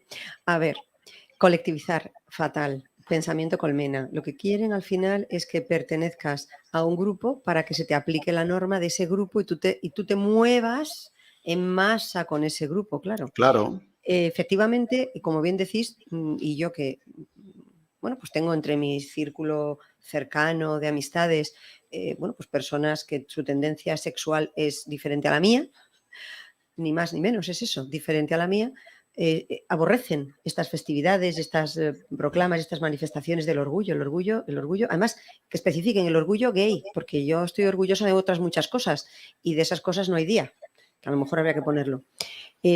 A mí me parece que esta colectivización de ciertos sectores de la sociedad, pero claro, podemos hablar del colectivo de los rubios, de los morenos, de los altos, de los bajos, y al final pues montamos aquí un circo. Yo creo que lo que hace es todavía no darles libertad, lo que hace es justo lo contrario, les está restando libertades, Sí. porque los está discriminando con respecto a la totalidad. Si tu tendencia sexual es acostarte con un hombre o con una mujer siendo hombre o con una mujer siendo mujer, es tu problema, lo haces en tu casa, lo disfrutas todo lo que puedas y ya está. Si como ciudadano vas a tener los mismos derechos, nadie te va a restar derechos porque seas de una tendencia sexual o de otra. Ya cuando te diriges, o sea, te meten en ese colectivo, en ese grupito concreto, lo que te están es señalando, te están poniendo la escarapela amarilla que le ponían a los judíos, y es que es lo mismo. Pero es que esa es la cuestión, es decir, al final no nos damos cuenta que todo esto es una cuestión de negocio. Claro, es negocio, Es decir, lo vi que decía vamos a ver, Alex. la primera incoherencia, es decir, en el momento en que tú a alguien le dices como homosexual, como mujer, como cualquier otra minoría a la que te quieran, digamos, en la que te quieran señalar, pero ya, es que aparte de ser homosexual, mujer o cualquier otra cosa, pues uno es un profesional, paga impuestos, está sometido a lo que ocurra con la justicia. Es decir, los problemas de los ciudadanos son todos los mismos. Luego cada uno tiene cuestiones personales que gestiona como crea conveniente. Pero pero me hace mucha gracia porque se asocia todo esto mucho a la izquierda y al totalitarismo. Vamos a ver, esto es una campaña, esto es marketing. Esto no hay que asociarlo tanto a la izquierda. A lo mejor lo que pasa es que la izquierda es una herramienta, un instrumento útil. Es un aliado. Perdóname, de otras cosas. Porque si lo piensas, al final, esto es marketing. Cuando tú quieres vender algo, ¿qué haces? Grandes campañas. Claro. Pero estás viendo el gobierno. Hablábamos del gobierno que si gasta en publicidad. Claro, gasta en publicidad porque nos vende burras. Es decir, porque el día que el ciudadano entienda que lo que es el accionista y no el cliente, ese día a lo mejor cambian las cosas, pero oiga, exacto, es que esa definición me encanta. Es que es eso. Es que somos accionistas. Pero no nos damos cuenta. Es decir, cuando viene un gobierno, primero, nos toma como clientes un cliente que paga el precio que impone el otro, porque por lo menos en una empresa tienes que decir, oye, que o soy competitivo o esto no funciona, ¿no? Pero ahí no, me va a pagar usted más. Y ahora le voy a subir los impuestos. Y ahora me va a pagar 3 veces por lo mismo, porque cuando compra la casa me paga. Me paga un IBI. Cuando la heredan sus hijos me paga. Al final le pago para todo. Y lo hemos visto. ¿Y para qué? Para que haya una justicia lenta por falta de medios, para que haya una sanidad con falta de medios, para que haya una serie de cosas con falta de medios, mientras vemos cómo se gasta mucho dinero en hacer campañas para estas cosas. Y desde bien pequeños, los adoctrinamientos en este sentido. Pero, y sobre todo dices, es que yo entiendo, cualquier miembro de una minoría de estas a las que ensalzan tanto, yo estaría cabreado diciendo, usted me está llamando, con perdón, idiota. Sí, o sea, usted dice, no se preocupe de la sanidad, yo le voy a poner esto una banderita y le voy a dejar que se pase usted por la calle un día. Le estoy señalando porque además estoy dando a entender que lo fundamental de usted es eso. Oiga, es que vamos a ver, el sexo es una parte importante de la vida, no lo dudo. Va disminuyendo con los años. Fíjese, pero francamente enfocar toda tu existencia a eso me parece que te están llamando idiota. Me estoy reservando para después de la publicidad, Me estoy reservando para después de la publicidad. Y sobre todo pervertir el orden natural de las cosas y la importancia que cada cosa tiene que tener. Hace unos días escuchaba unas infames declaraciones de la no menos infame Ángela Rodríguez Pam, diciendo que a ella las raíces cuadradas no le habían servido para nada, mientras que hubiera venido muy bien que en el colegio le hubieran explicado lo del consentimiento, que es esta idea esquizoide sobre las relaciones sexuales que pervierte Podemos, ¿no? Pero vamos a ver, señora, ¿qué tipo de enseñanza vamos a tener en España donde se llega a considerar prioritarios determinados, llamémoslo manipuladamente, contenidos sexuales, en lugar de a lo que se tiene que educar la enseñanza, que es a la instrucción intelectual de las personas? Porque cuando tú llegas a una entrevista de trabajo, con perdón, en la entrevista de trabajo nadie te va a preguntar cuántas veces haces el amor en tu casa o cuántas veces te masturbas. Hoy ya no se sabe lo que con te perdón. van a preguntar. ¿eh? En una entrevista de trabajo te van a contratar por tus cualidades profesionales, no por tu vida sexual, que yo sepa. Porque a una empresa lo que le interesa no es el número de personas con las que tienes sexo o qué tipo de prácticas sexuales te gustan o si tienes claro lo que es o no el consentimiento ideológico de Podemos, me refiero, sino qué productividad aportas tú a la empresa, ¿no? Por lógica. Y para eso es básico una enseñanza intelectual. Es básico dotar a los niños de un sistema operativo básico, que eso es la cultura que te queda. ¿Para qué te sirven las matemáticas y las raíces cuadradas, señora Pam? Para ordenar el pensamiento lógico, para que una vez que tú te olvidas de cómo hacer una raíz cuadrada, te queda el pozo intelectual de tener un orden lógico de las cosas y de tener un pensamiento abstracto, que es el que luego te permite aplicarlo a otras muchas cosas. Perdóname, en fin. César, las empresas, y muy rápidamente que la publicidad, Sí. las empresas son las primeras que se apuntan a este carro, porque dicen, pues parece que esto es lo que vende ahora. Y entonces, en vez de estar intentando que funcione esto, lo que hacen es una publicidad haciéndose eco de todas estas cosas. Y de forma muy absurda, don José Miguel, tiene Pues usted eso, razón. pues Porque entonces, yo mientras seamos tan absurdos, claro, mientras los accionistas seamos tan absurdos y nos dejemos tomar el pelo, pues esto ocurrirá. Cuando uno se va a comprar un coche, yo, por lo menos, en fin, yo no me paro a pensar si el coche lo ha diseñado una persona homosexual o heterosexual. A mí lo que me importa es que el coche funcione. Claro.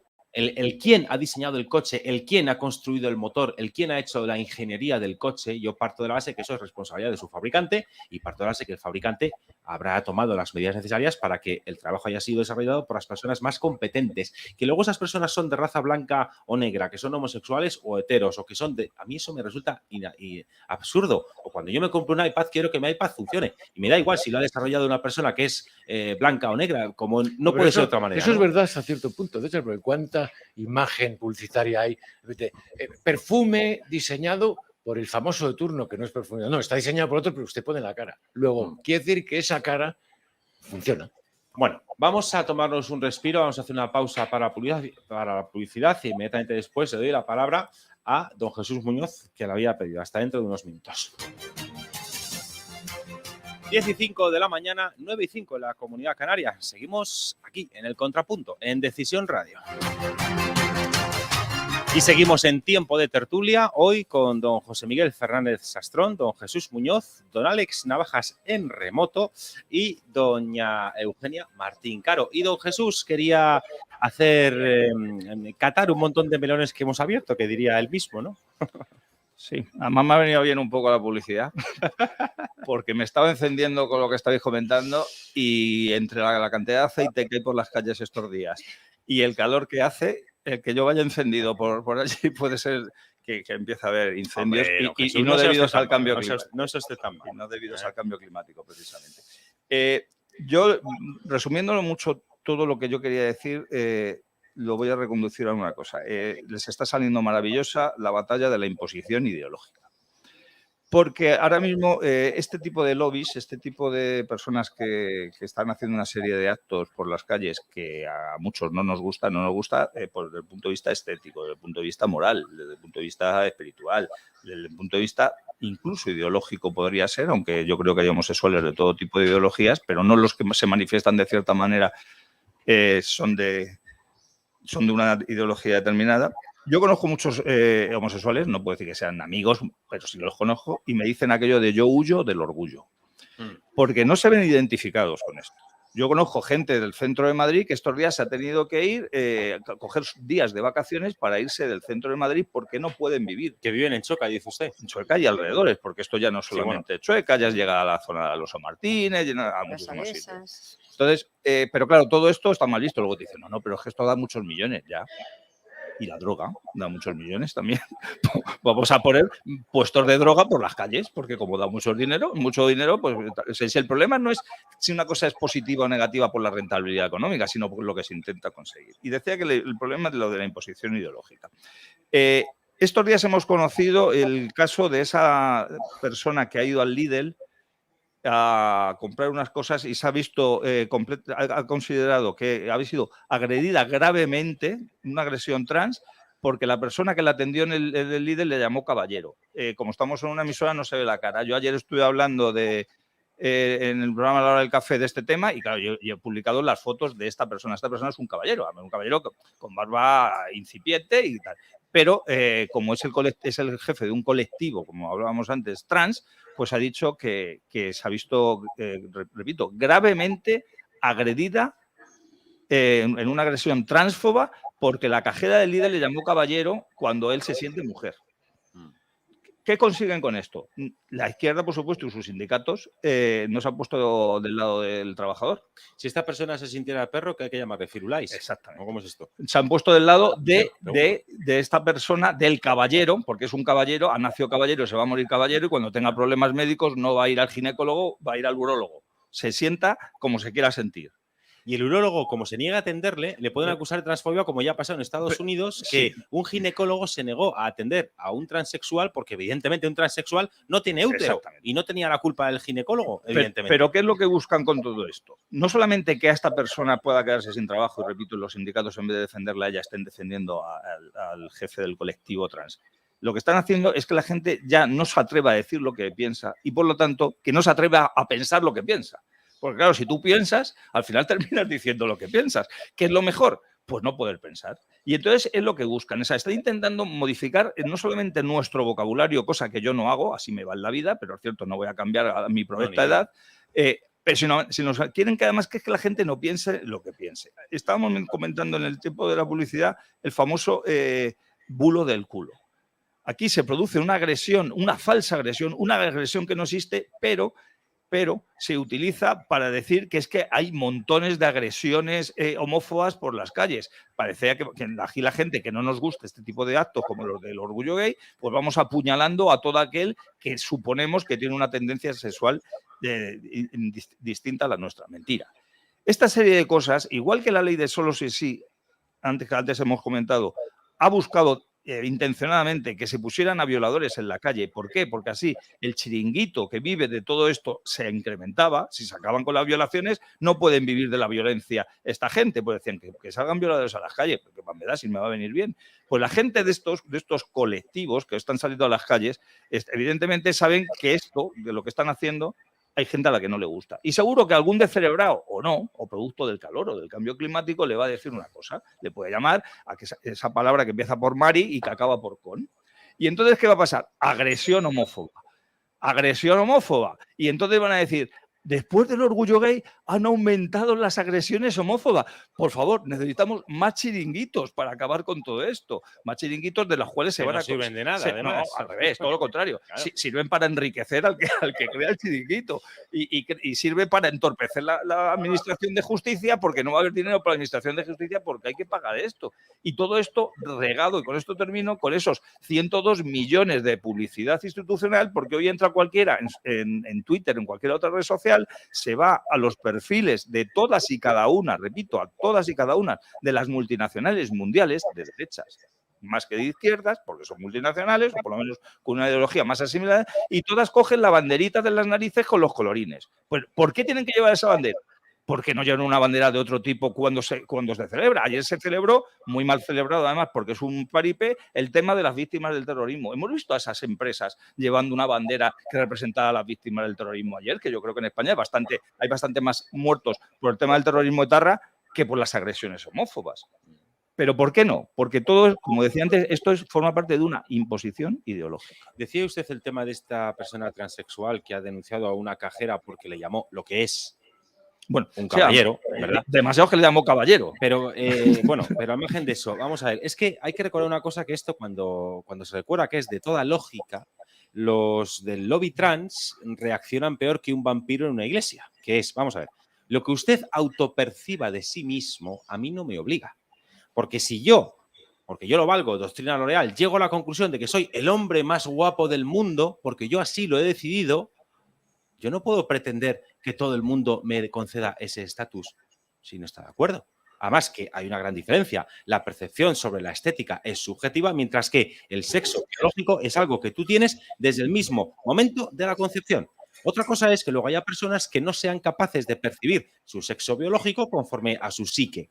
Muy bien, pero esas personas entiendo yo que claro que tienen que tener una atención, pero una atención más en el orden psicológico, en el orden psiquiátrico, porque si una persona no percibe su naturaleza, la clave, digo yo, por lógica, que no será intentar cambiar la apariencia propia de su naturaleza, sino hacer que su cerebro sea capaz de percibir su naturaleza. Porque lo hemos visto hace unos meses, un señor en Estados Unidos que se cree que es un border collie, se ha gastado $14.000 en que le fabriquen un disfraz de perro, y cuando quiere fluir a perro se pone un disfraz y se anda a 4 patas y se pone a hacer perrerías, nunca mejor dicho. Oiga, pero es que, vamos a ver, es que esa persona me genera muchísima pena, porque esa persona no necesita un disfraz de perro, sino que es un profesional, un psiquiatra, que atienda cuál es su problema y que tenga la ayuda debida. Es más, con estas leyes trans puñeteras, cualquier psiquiatra o psicólogo que intente hacer ver a una persona percibir su sexo biológico y que esté en consonancia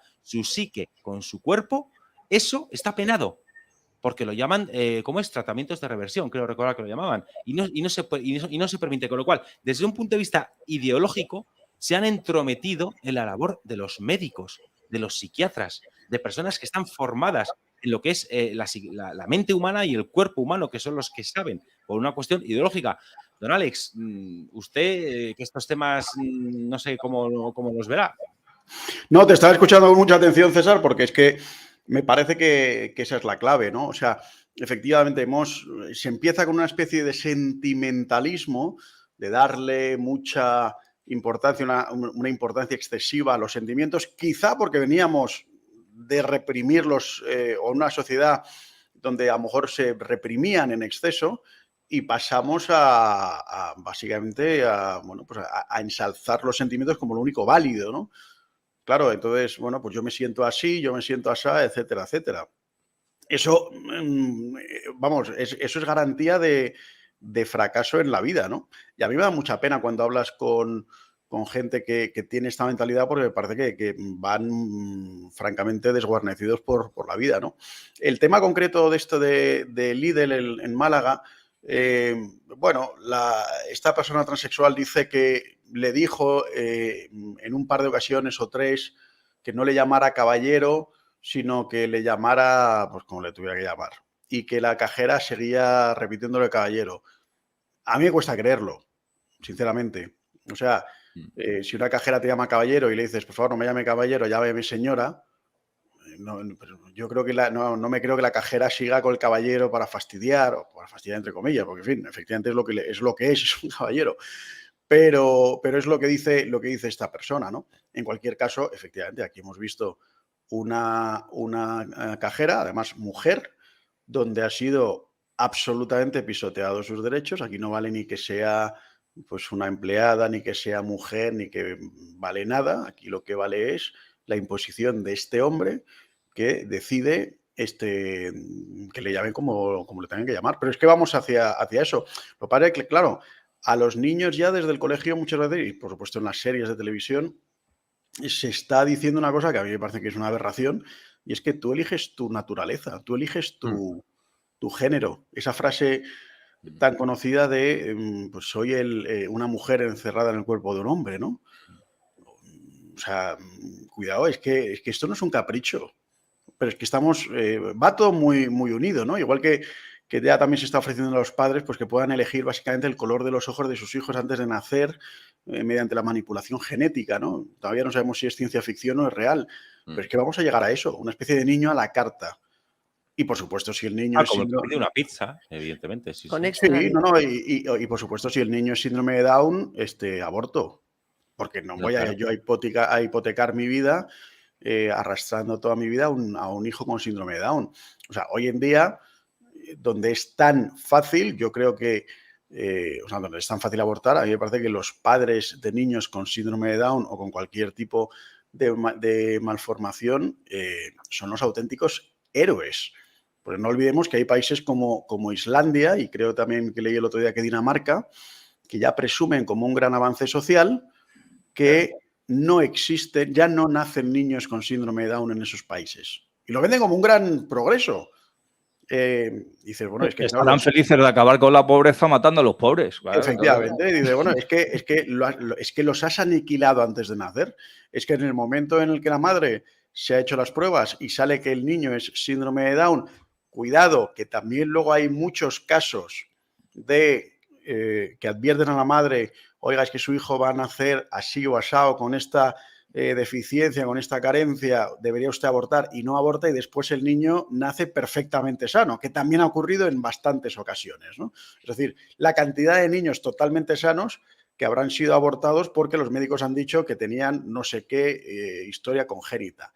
En fin, bueno, pues vamos hacia eso, ¿no? Sí, el caso más famoso de eso es el de, no me acuerdo el nombre, lástima, pero hay una Miss Italia, una mujer que llegó a ser Miss Italia, de una belleza ciertamente espectacular, una mujer muy, muy, muy guapa, unos ojos, bueno, en fin, una belleza espectacular, pero cuando su madre se quedó embarazada de ella, los médicos, por ese famoso diagnóstico o presunto diagnóstico prenatal, le dijeron que el bebé venía con malformaciones. Y claro, tú ves hoy en día la modelo que llegó a ser Miss Italia y no cabe ninguna duda de que está mal formada, como es obvio, salta a la vista, vamos. En fin, don José Miguel. Mira, ¿sabes lo que pasa? Que en todas estas cosas lo miramos un poco desde cada uno, desde una perspectiva, ¿no? Hablabas de niños a la carta. No tengáis ninguna duda.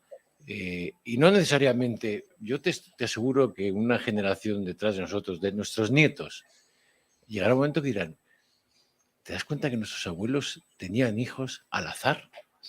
Sin saber su ADN, si iban a ser abogados. Es decir, esto lo veremos. Y no digo necesariamente que sea bueno o malo. Yo me imagino que si tú le dices a un señor en la Edad Media que le vas a poner el hígado del que tiene enfrente para que no se muera, lo iba a considerar una herejía, el órgano de un muerto. Es decir, que hay que tener también un poco de cuidado con que unos conceptos culturales no detengan nuestro cerebro de una visión a futuro.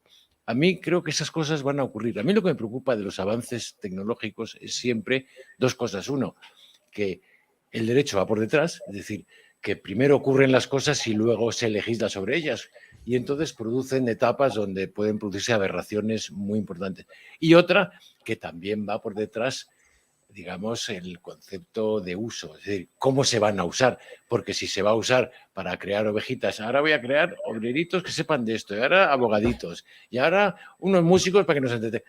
Entonces eso convertiría lo que podría ser simplemente la garantía de una población sana, pues en otra cosa, ¿no? Y todo eso va a ocurrir, no tengamos ninguna duda. Lo importante es que en lugar de atrincherarnos cada uno en una perspectiva, intentemos que lo que va a ocurrir, porque el tiempo no se detiene, esté debidamente legislado, es decir, que evite aberraciones, injusticias y todo tipo de cuestiones que sean perniciosas, y en segundo lugar, que el uso de esos avances no sirvan simplemente para que alguien ya juegue con nosotros como llevan jugando tanto tiempo, ¿no?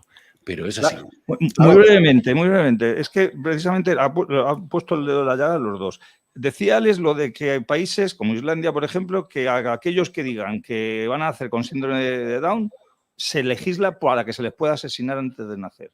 Cuando esa tecnología, que decía muy bien ahora don José Miguel, digan que esa tecnología va a permitir, si el niño que va a nacer va a ser más o menos listo, si va a sacar un 10 en matemáticas o va a sacar solamente un 5, si va a ser problemático cuando nazca, si va a ser adicto a las drogas, porque habrá algún método, como igual que hay unas cosas que han llamado vacunas que nos han dicho que nos iba a curar de todo y lo hemos visto lo que ha pasado, pues dirán que va a haber un método para descubrir cuál va a ser la vida de ese niño cuando sea. Pues entonces justificarán el que se pueda asesinar también a una serie de niños porque van a ser problemáticos, porque no van a ser los más listos de la clase, porque van a salir gorditos, porque van a salir más calvos de lo habitual, no sé qué. Y habrá gente que defenderá eso porque dirá, claro, es que va a ser un drama para los padres. Pero es que no es eso. No, pero es que lo van a hacer.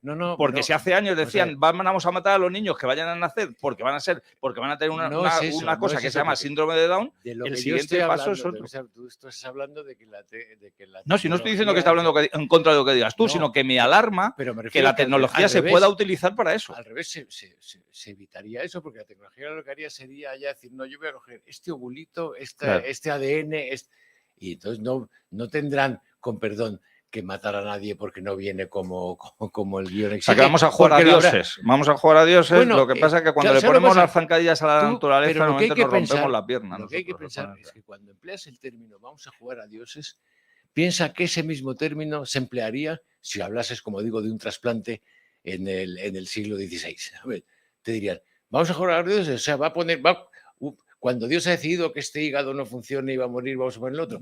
Hay que tener mucho cuidado. Mira, vamos a ver, todos estamos sujetos a conceptos culturales, pero yo creo que hay que mantener la mente un poco abierta a lo que ocurre. Y insisto, ya hay dos elementos. Uno, el jurídico, es decir, nosotros vivimos en una colectividad y hay que legislar para que esos avances no vayan por libre y no causen efectos perniciosos. en Yo muchos creo sentidos. que... Pero hay que tener la mente...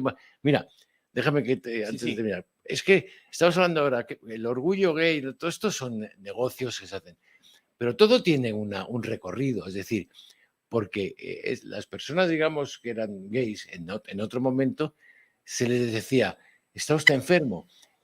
Es lo mismo, si el problema es que es lo mismo que ocurre hoy, cuando están diciendo que tienes que tener un día del orgullo y que toda tu existencia debe girar en torno a tu orientación sexual, me parece un insulto. Como era el decir, está usted enfermo, porque también estaban haciendo toda tu existencia, ¿no? Será pues, un médico maravilloso, no sé cuándo, y simplemente tiene esta orientación sexual, como usted tiene otra, y normalmente a lo mejor no la cuenta. Pero se está, digamos, extralimitando y se está centrando en un asunto. Pero es una pura cuestión. Esto es un negocio.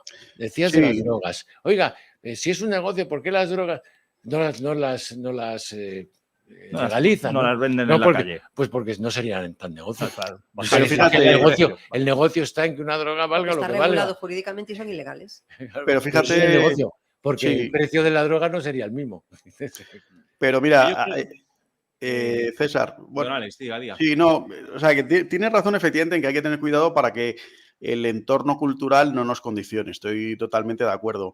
Y que eso, o sea, a mí hay una frase que siempre me ha fastidiado mucho y me rebelo contra ella, que es la de es que siempre se ha hecho así. No, bueno, siempre se ha hecho así. Oye, quizá porque en ese momento, hace 30, 40, 50 años, era el modo más eficiente de hacerlo, pero evidentemente las cosas cambian. ¿No? Imaginemos, pues yo que sé, un banco que dijera, no, es que se ha hecho siempre así, ¿no? Las cartillas a mano, y bueno, ya, pero es que hoy en día, en fin, es que funcionas con la aplicación, o sea, evidentemente las cosas evolucionan. Hasta ahí estoy de acuerdo. Lo que pasa es que yo creo que también, o sea, no es lo mismo el caso de un trasplante, pues porque, o sea, por eso también es tan importante el discernimiento ético. Es que no es lo mismo, por supuesto, decir, oye, te voy a trasplantar un hígado, ¿no? Que lo hubiéramos dicho a nombre del medievo, que le hubiéramos dicho eso, pues a lo mejor le habría fascinado. ¿En serio vas a ser capaz de coger un hígado sano y ponerlo en lugar de, joder, qué maravilla? O sea, quiero decir, ahí está el discernimiento ético. Oye, pues donar un hígado es una cosa incluso muy loable, pero claro, exterminar a un niño en el vientre de su madre porque va a nacer con síndrome de Down, pues es una aberración, es eugenesia, que es básicamente lo que perseguían los nazis. Pero no es eso lo que se ha planteado. Yo sí no que, se ha planteado, es que estáis yo sí insistiendo. que creo, Un segundito nada más, perdóname, creo que un momentito entiendo. nada más. Insiste en algo, no se trata de asesinar a nadie, se trata, lo que hemos hablado es de la tecnología, prever y casi hasta diseñar cómo va a ser ese organismo. Es decir, no Está estamos claro, hablando de eso. pero No. tan mal Yo he es una comparado el cosa como la trasplante otra. con una cosa. Yo No lo he digamos, comparado con otras cosas. Sí. No, a ver, yo entiendo perfectamente lo que decís ambos, ¿no? Tan mal está, y yo soy una defensora de la vida a ultranza, por descontado, y desde el inicio de la vida, que es el momento de la concepción, y todo lo demás me parece un asesinato, pero también es verdad que sí, decimos jugando a ser dioses, estás manipulando el desarrollo de la naturaleza como debe ir, y la estás manipulando. Sí, que vale, que esos avances tecnológicos, que un señor del medievo ahora mismo ve un pájaro de hierro volando, se quedaría anonadado y pensaría que eso es brujería pura. Claro, para nosotros es lo más normal del mundo, y cosas que nos van sorprendiendo menos cada vez, porque a medida que se avanza, el avance nos sorprende menos, porque ya se avanza sobre una base muy técnica importante, pero claro, a ver, al final que estás manipulando al ser humano. Ya el ser humano deja de ser un ser humano, porque va a tener la única condición de humano, pues porque nace de un óvulo y un espermatozoide, pero todo lo demás va a estar modificado, manipulado, colocado todo tu código genético. ¿Qué hay ahí? Pues eso es peligroso, muy peligroso. Y yo creo que por la legislación muy, muy bien que estuviese hecha y que lo pudiera legislar, y luego, sobre todo, la aplicación que se tuviera de eso, a ver, a mí me parecería bien. Elementos. Claro, efectivamente, la legislación, si ahora se está legislando fatal, cosas obvias, con respecto a eso, a mí no me da ningún tipo de seguridad jurídica. ¿Y quién va a legislar? ¿Quién va a legislar? Por los claro, que tenemos legislando aberraciones. Yo lo que creo es que sobre este tema hay dos formas de verlo. La parte positiva, que es que se pueda controlar la genética para evitar enfermedades. Sí, ahí es donde iba a parar, ejemplo, o corregir enfermedades. Pero claro, y en eso la tesis de don José Miguel yo la entiendo perfectamente, pero los peligros de los que alerta don Jesús, yo también los veo ahí. Es decir, por ejemplo, claro que es muy bueno que se pueda hacer un trasplante de hígado, don José Miguel. No, eso ya no duda nadie. Claro, tiene usted toda la razón. El problema, haciendo el paralelismo con lo que dice don Jesús, es que hay gente que una realidad que es buena le da usos espurios, como por ejemplo secuestrar a una persona, extraerle su hígado para venderlo, claro. ¿Verdad? Entonces, con la tecnología una cosa es que usemos la tecnología para evitar, por ejemplo, que las futuras generaciones no tengan enfermedades en razón de sus genes, pero otra cosa muy distinta es que aprovechemos ese conocimiento tecnológico para añadir o para quitar determinados rasgos a las personas que en razón de una concepción natural no ocurriría. Porque uno de los aspectos básicos de la naturaleza humana es que hasta ahora, cuando esa técnica ya esté plenamente vigente y sea 100% eficaz y se pueda hacer, hasta ahora la esencia humana, ¿cuál es? Que las cartas con las que tú juegas en la vida te vienen dadas. Porque por azar. Porque nadie lo ha podido controlar. Y también ha pasado hasta ahora que el ser humano nunca ha podido elegir no nacer. Es decir, a ningún ser humano, por lógica, se le puede preguntar si quiere vivir o no, es decir, si quiere llegar a la existencia o no, y ningún ser humano hasta ahora ha podido elegir no morir. Entonces, en la medida en que tecnológicamente lleguemos a ser capaces de alterar eso, la naturaleza humana cambia radicalmente. Pero César, todo el mundo. César, la naturaleza humana lleva cambiando desde que existe, porque tú estabas predestinado a morirte de un cáncer. Resulta que ahora te pueden curar. ¿Te han curado? Pues han cambiado, han pervertido el plan de la naturaleza, porque tú tenías que haber muerto y dar de comer a un árbol. Es decir, desde que llevamos haciendo... Le pongo otro ejemplo. No, pero todo eso ocurre constantemente. José Miguel, llevamos pervirtiendo... Gracias a Dios. Claro, pero evidentemente. Pero por eso digo que una cosa es usar la tecnología para fines terapéuticos y evitar enfermedades, lo cual nadie en su sano juicio puede tener nada en contra. Pero la perversión del plan es el mismo. Pero una vez que exista esa tecnología se le pueden dar usos espurios o éticamente rechazables. Por ejemplo, es lo primero que alguien decida que ya no pueden hacer más personas, no sé, con los ojos verdes. Claro. Se me ocurre. ¿Y por qué? ¿Y usted quién es para determinar eso? Que van a tirar del historial clínico de nuestros padres, repito. O bien, como dice don José Miguel, antes de ver qué niño puede ser fecundado o no, o ya si se ha fecundado, para ver qué niño puede nacer o no. O sea, si mi padre, desgraciadamente para mí, mis padres han muerto jóvenes los dos por enfermedad, pues con esa regla 3 pueden decir, bueno, pues este hombre lo normal es que se muera joven.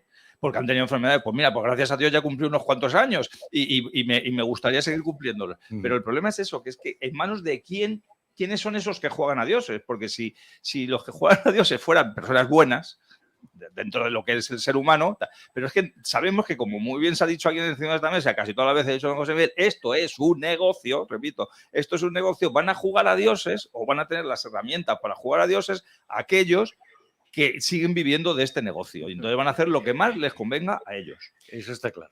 Pues por desgracia, no tenemos tiempo para más porque la tertulia estaba siendo muy apasionante, pero voy a intentar emplazarles la próxima semana, el próximo miércoles, a ver si su agenda les permite venir y retomamos, si consideran oportuno, estos y otros temas. Así que, llegados al final de esta tertulia, no me queda más que despedir y agradecer a nuestros invitados de hoy su presencia en los estudios de Decisión Radio. Don José Miguel Fernández Astrón, muchísimas gracias por haber estado con nosotros. Muchas gracias a ti, como siempre. Don Jesús Muñoz, muchísimas gracias. Muchas gracias a todos. Don Alex Navajas en remoto, muchísimas gracias, don Alex. Gracias, César, y todos los contertulios. Un fuerte abrazo, don Alex. Y también doña Eugenia Martín Caro, muchísimas gracias y esperamos verla por aquí más a menudo. Bueno, pues muchísimas gracias, César, al resto de contertulios y un saludo a los oyentes. Gracias. Espero que sí. 10:31 en la Comunidad Canaria, 9:31, no, perdón, 10:31 en la península, 9:31 en la Comunidad Canaria. Tengo ya la neurona un poco despistada. Sí, el otro horario también distinto. En fin, fallos del directo, señores. Muchas gracias a nuestros colaboradores de hoy.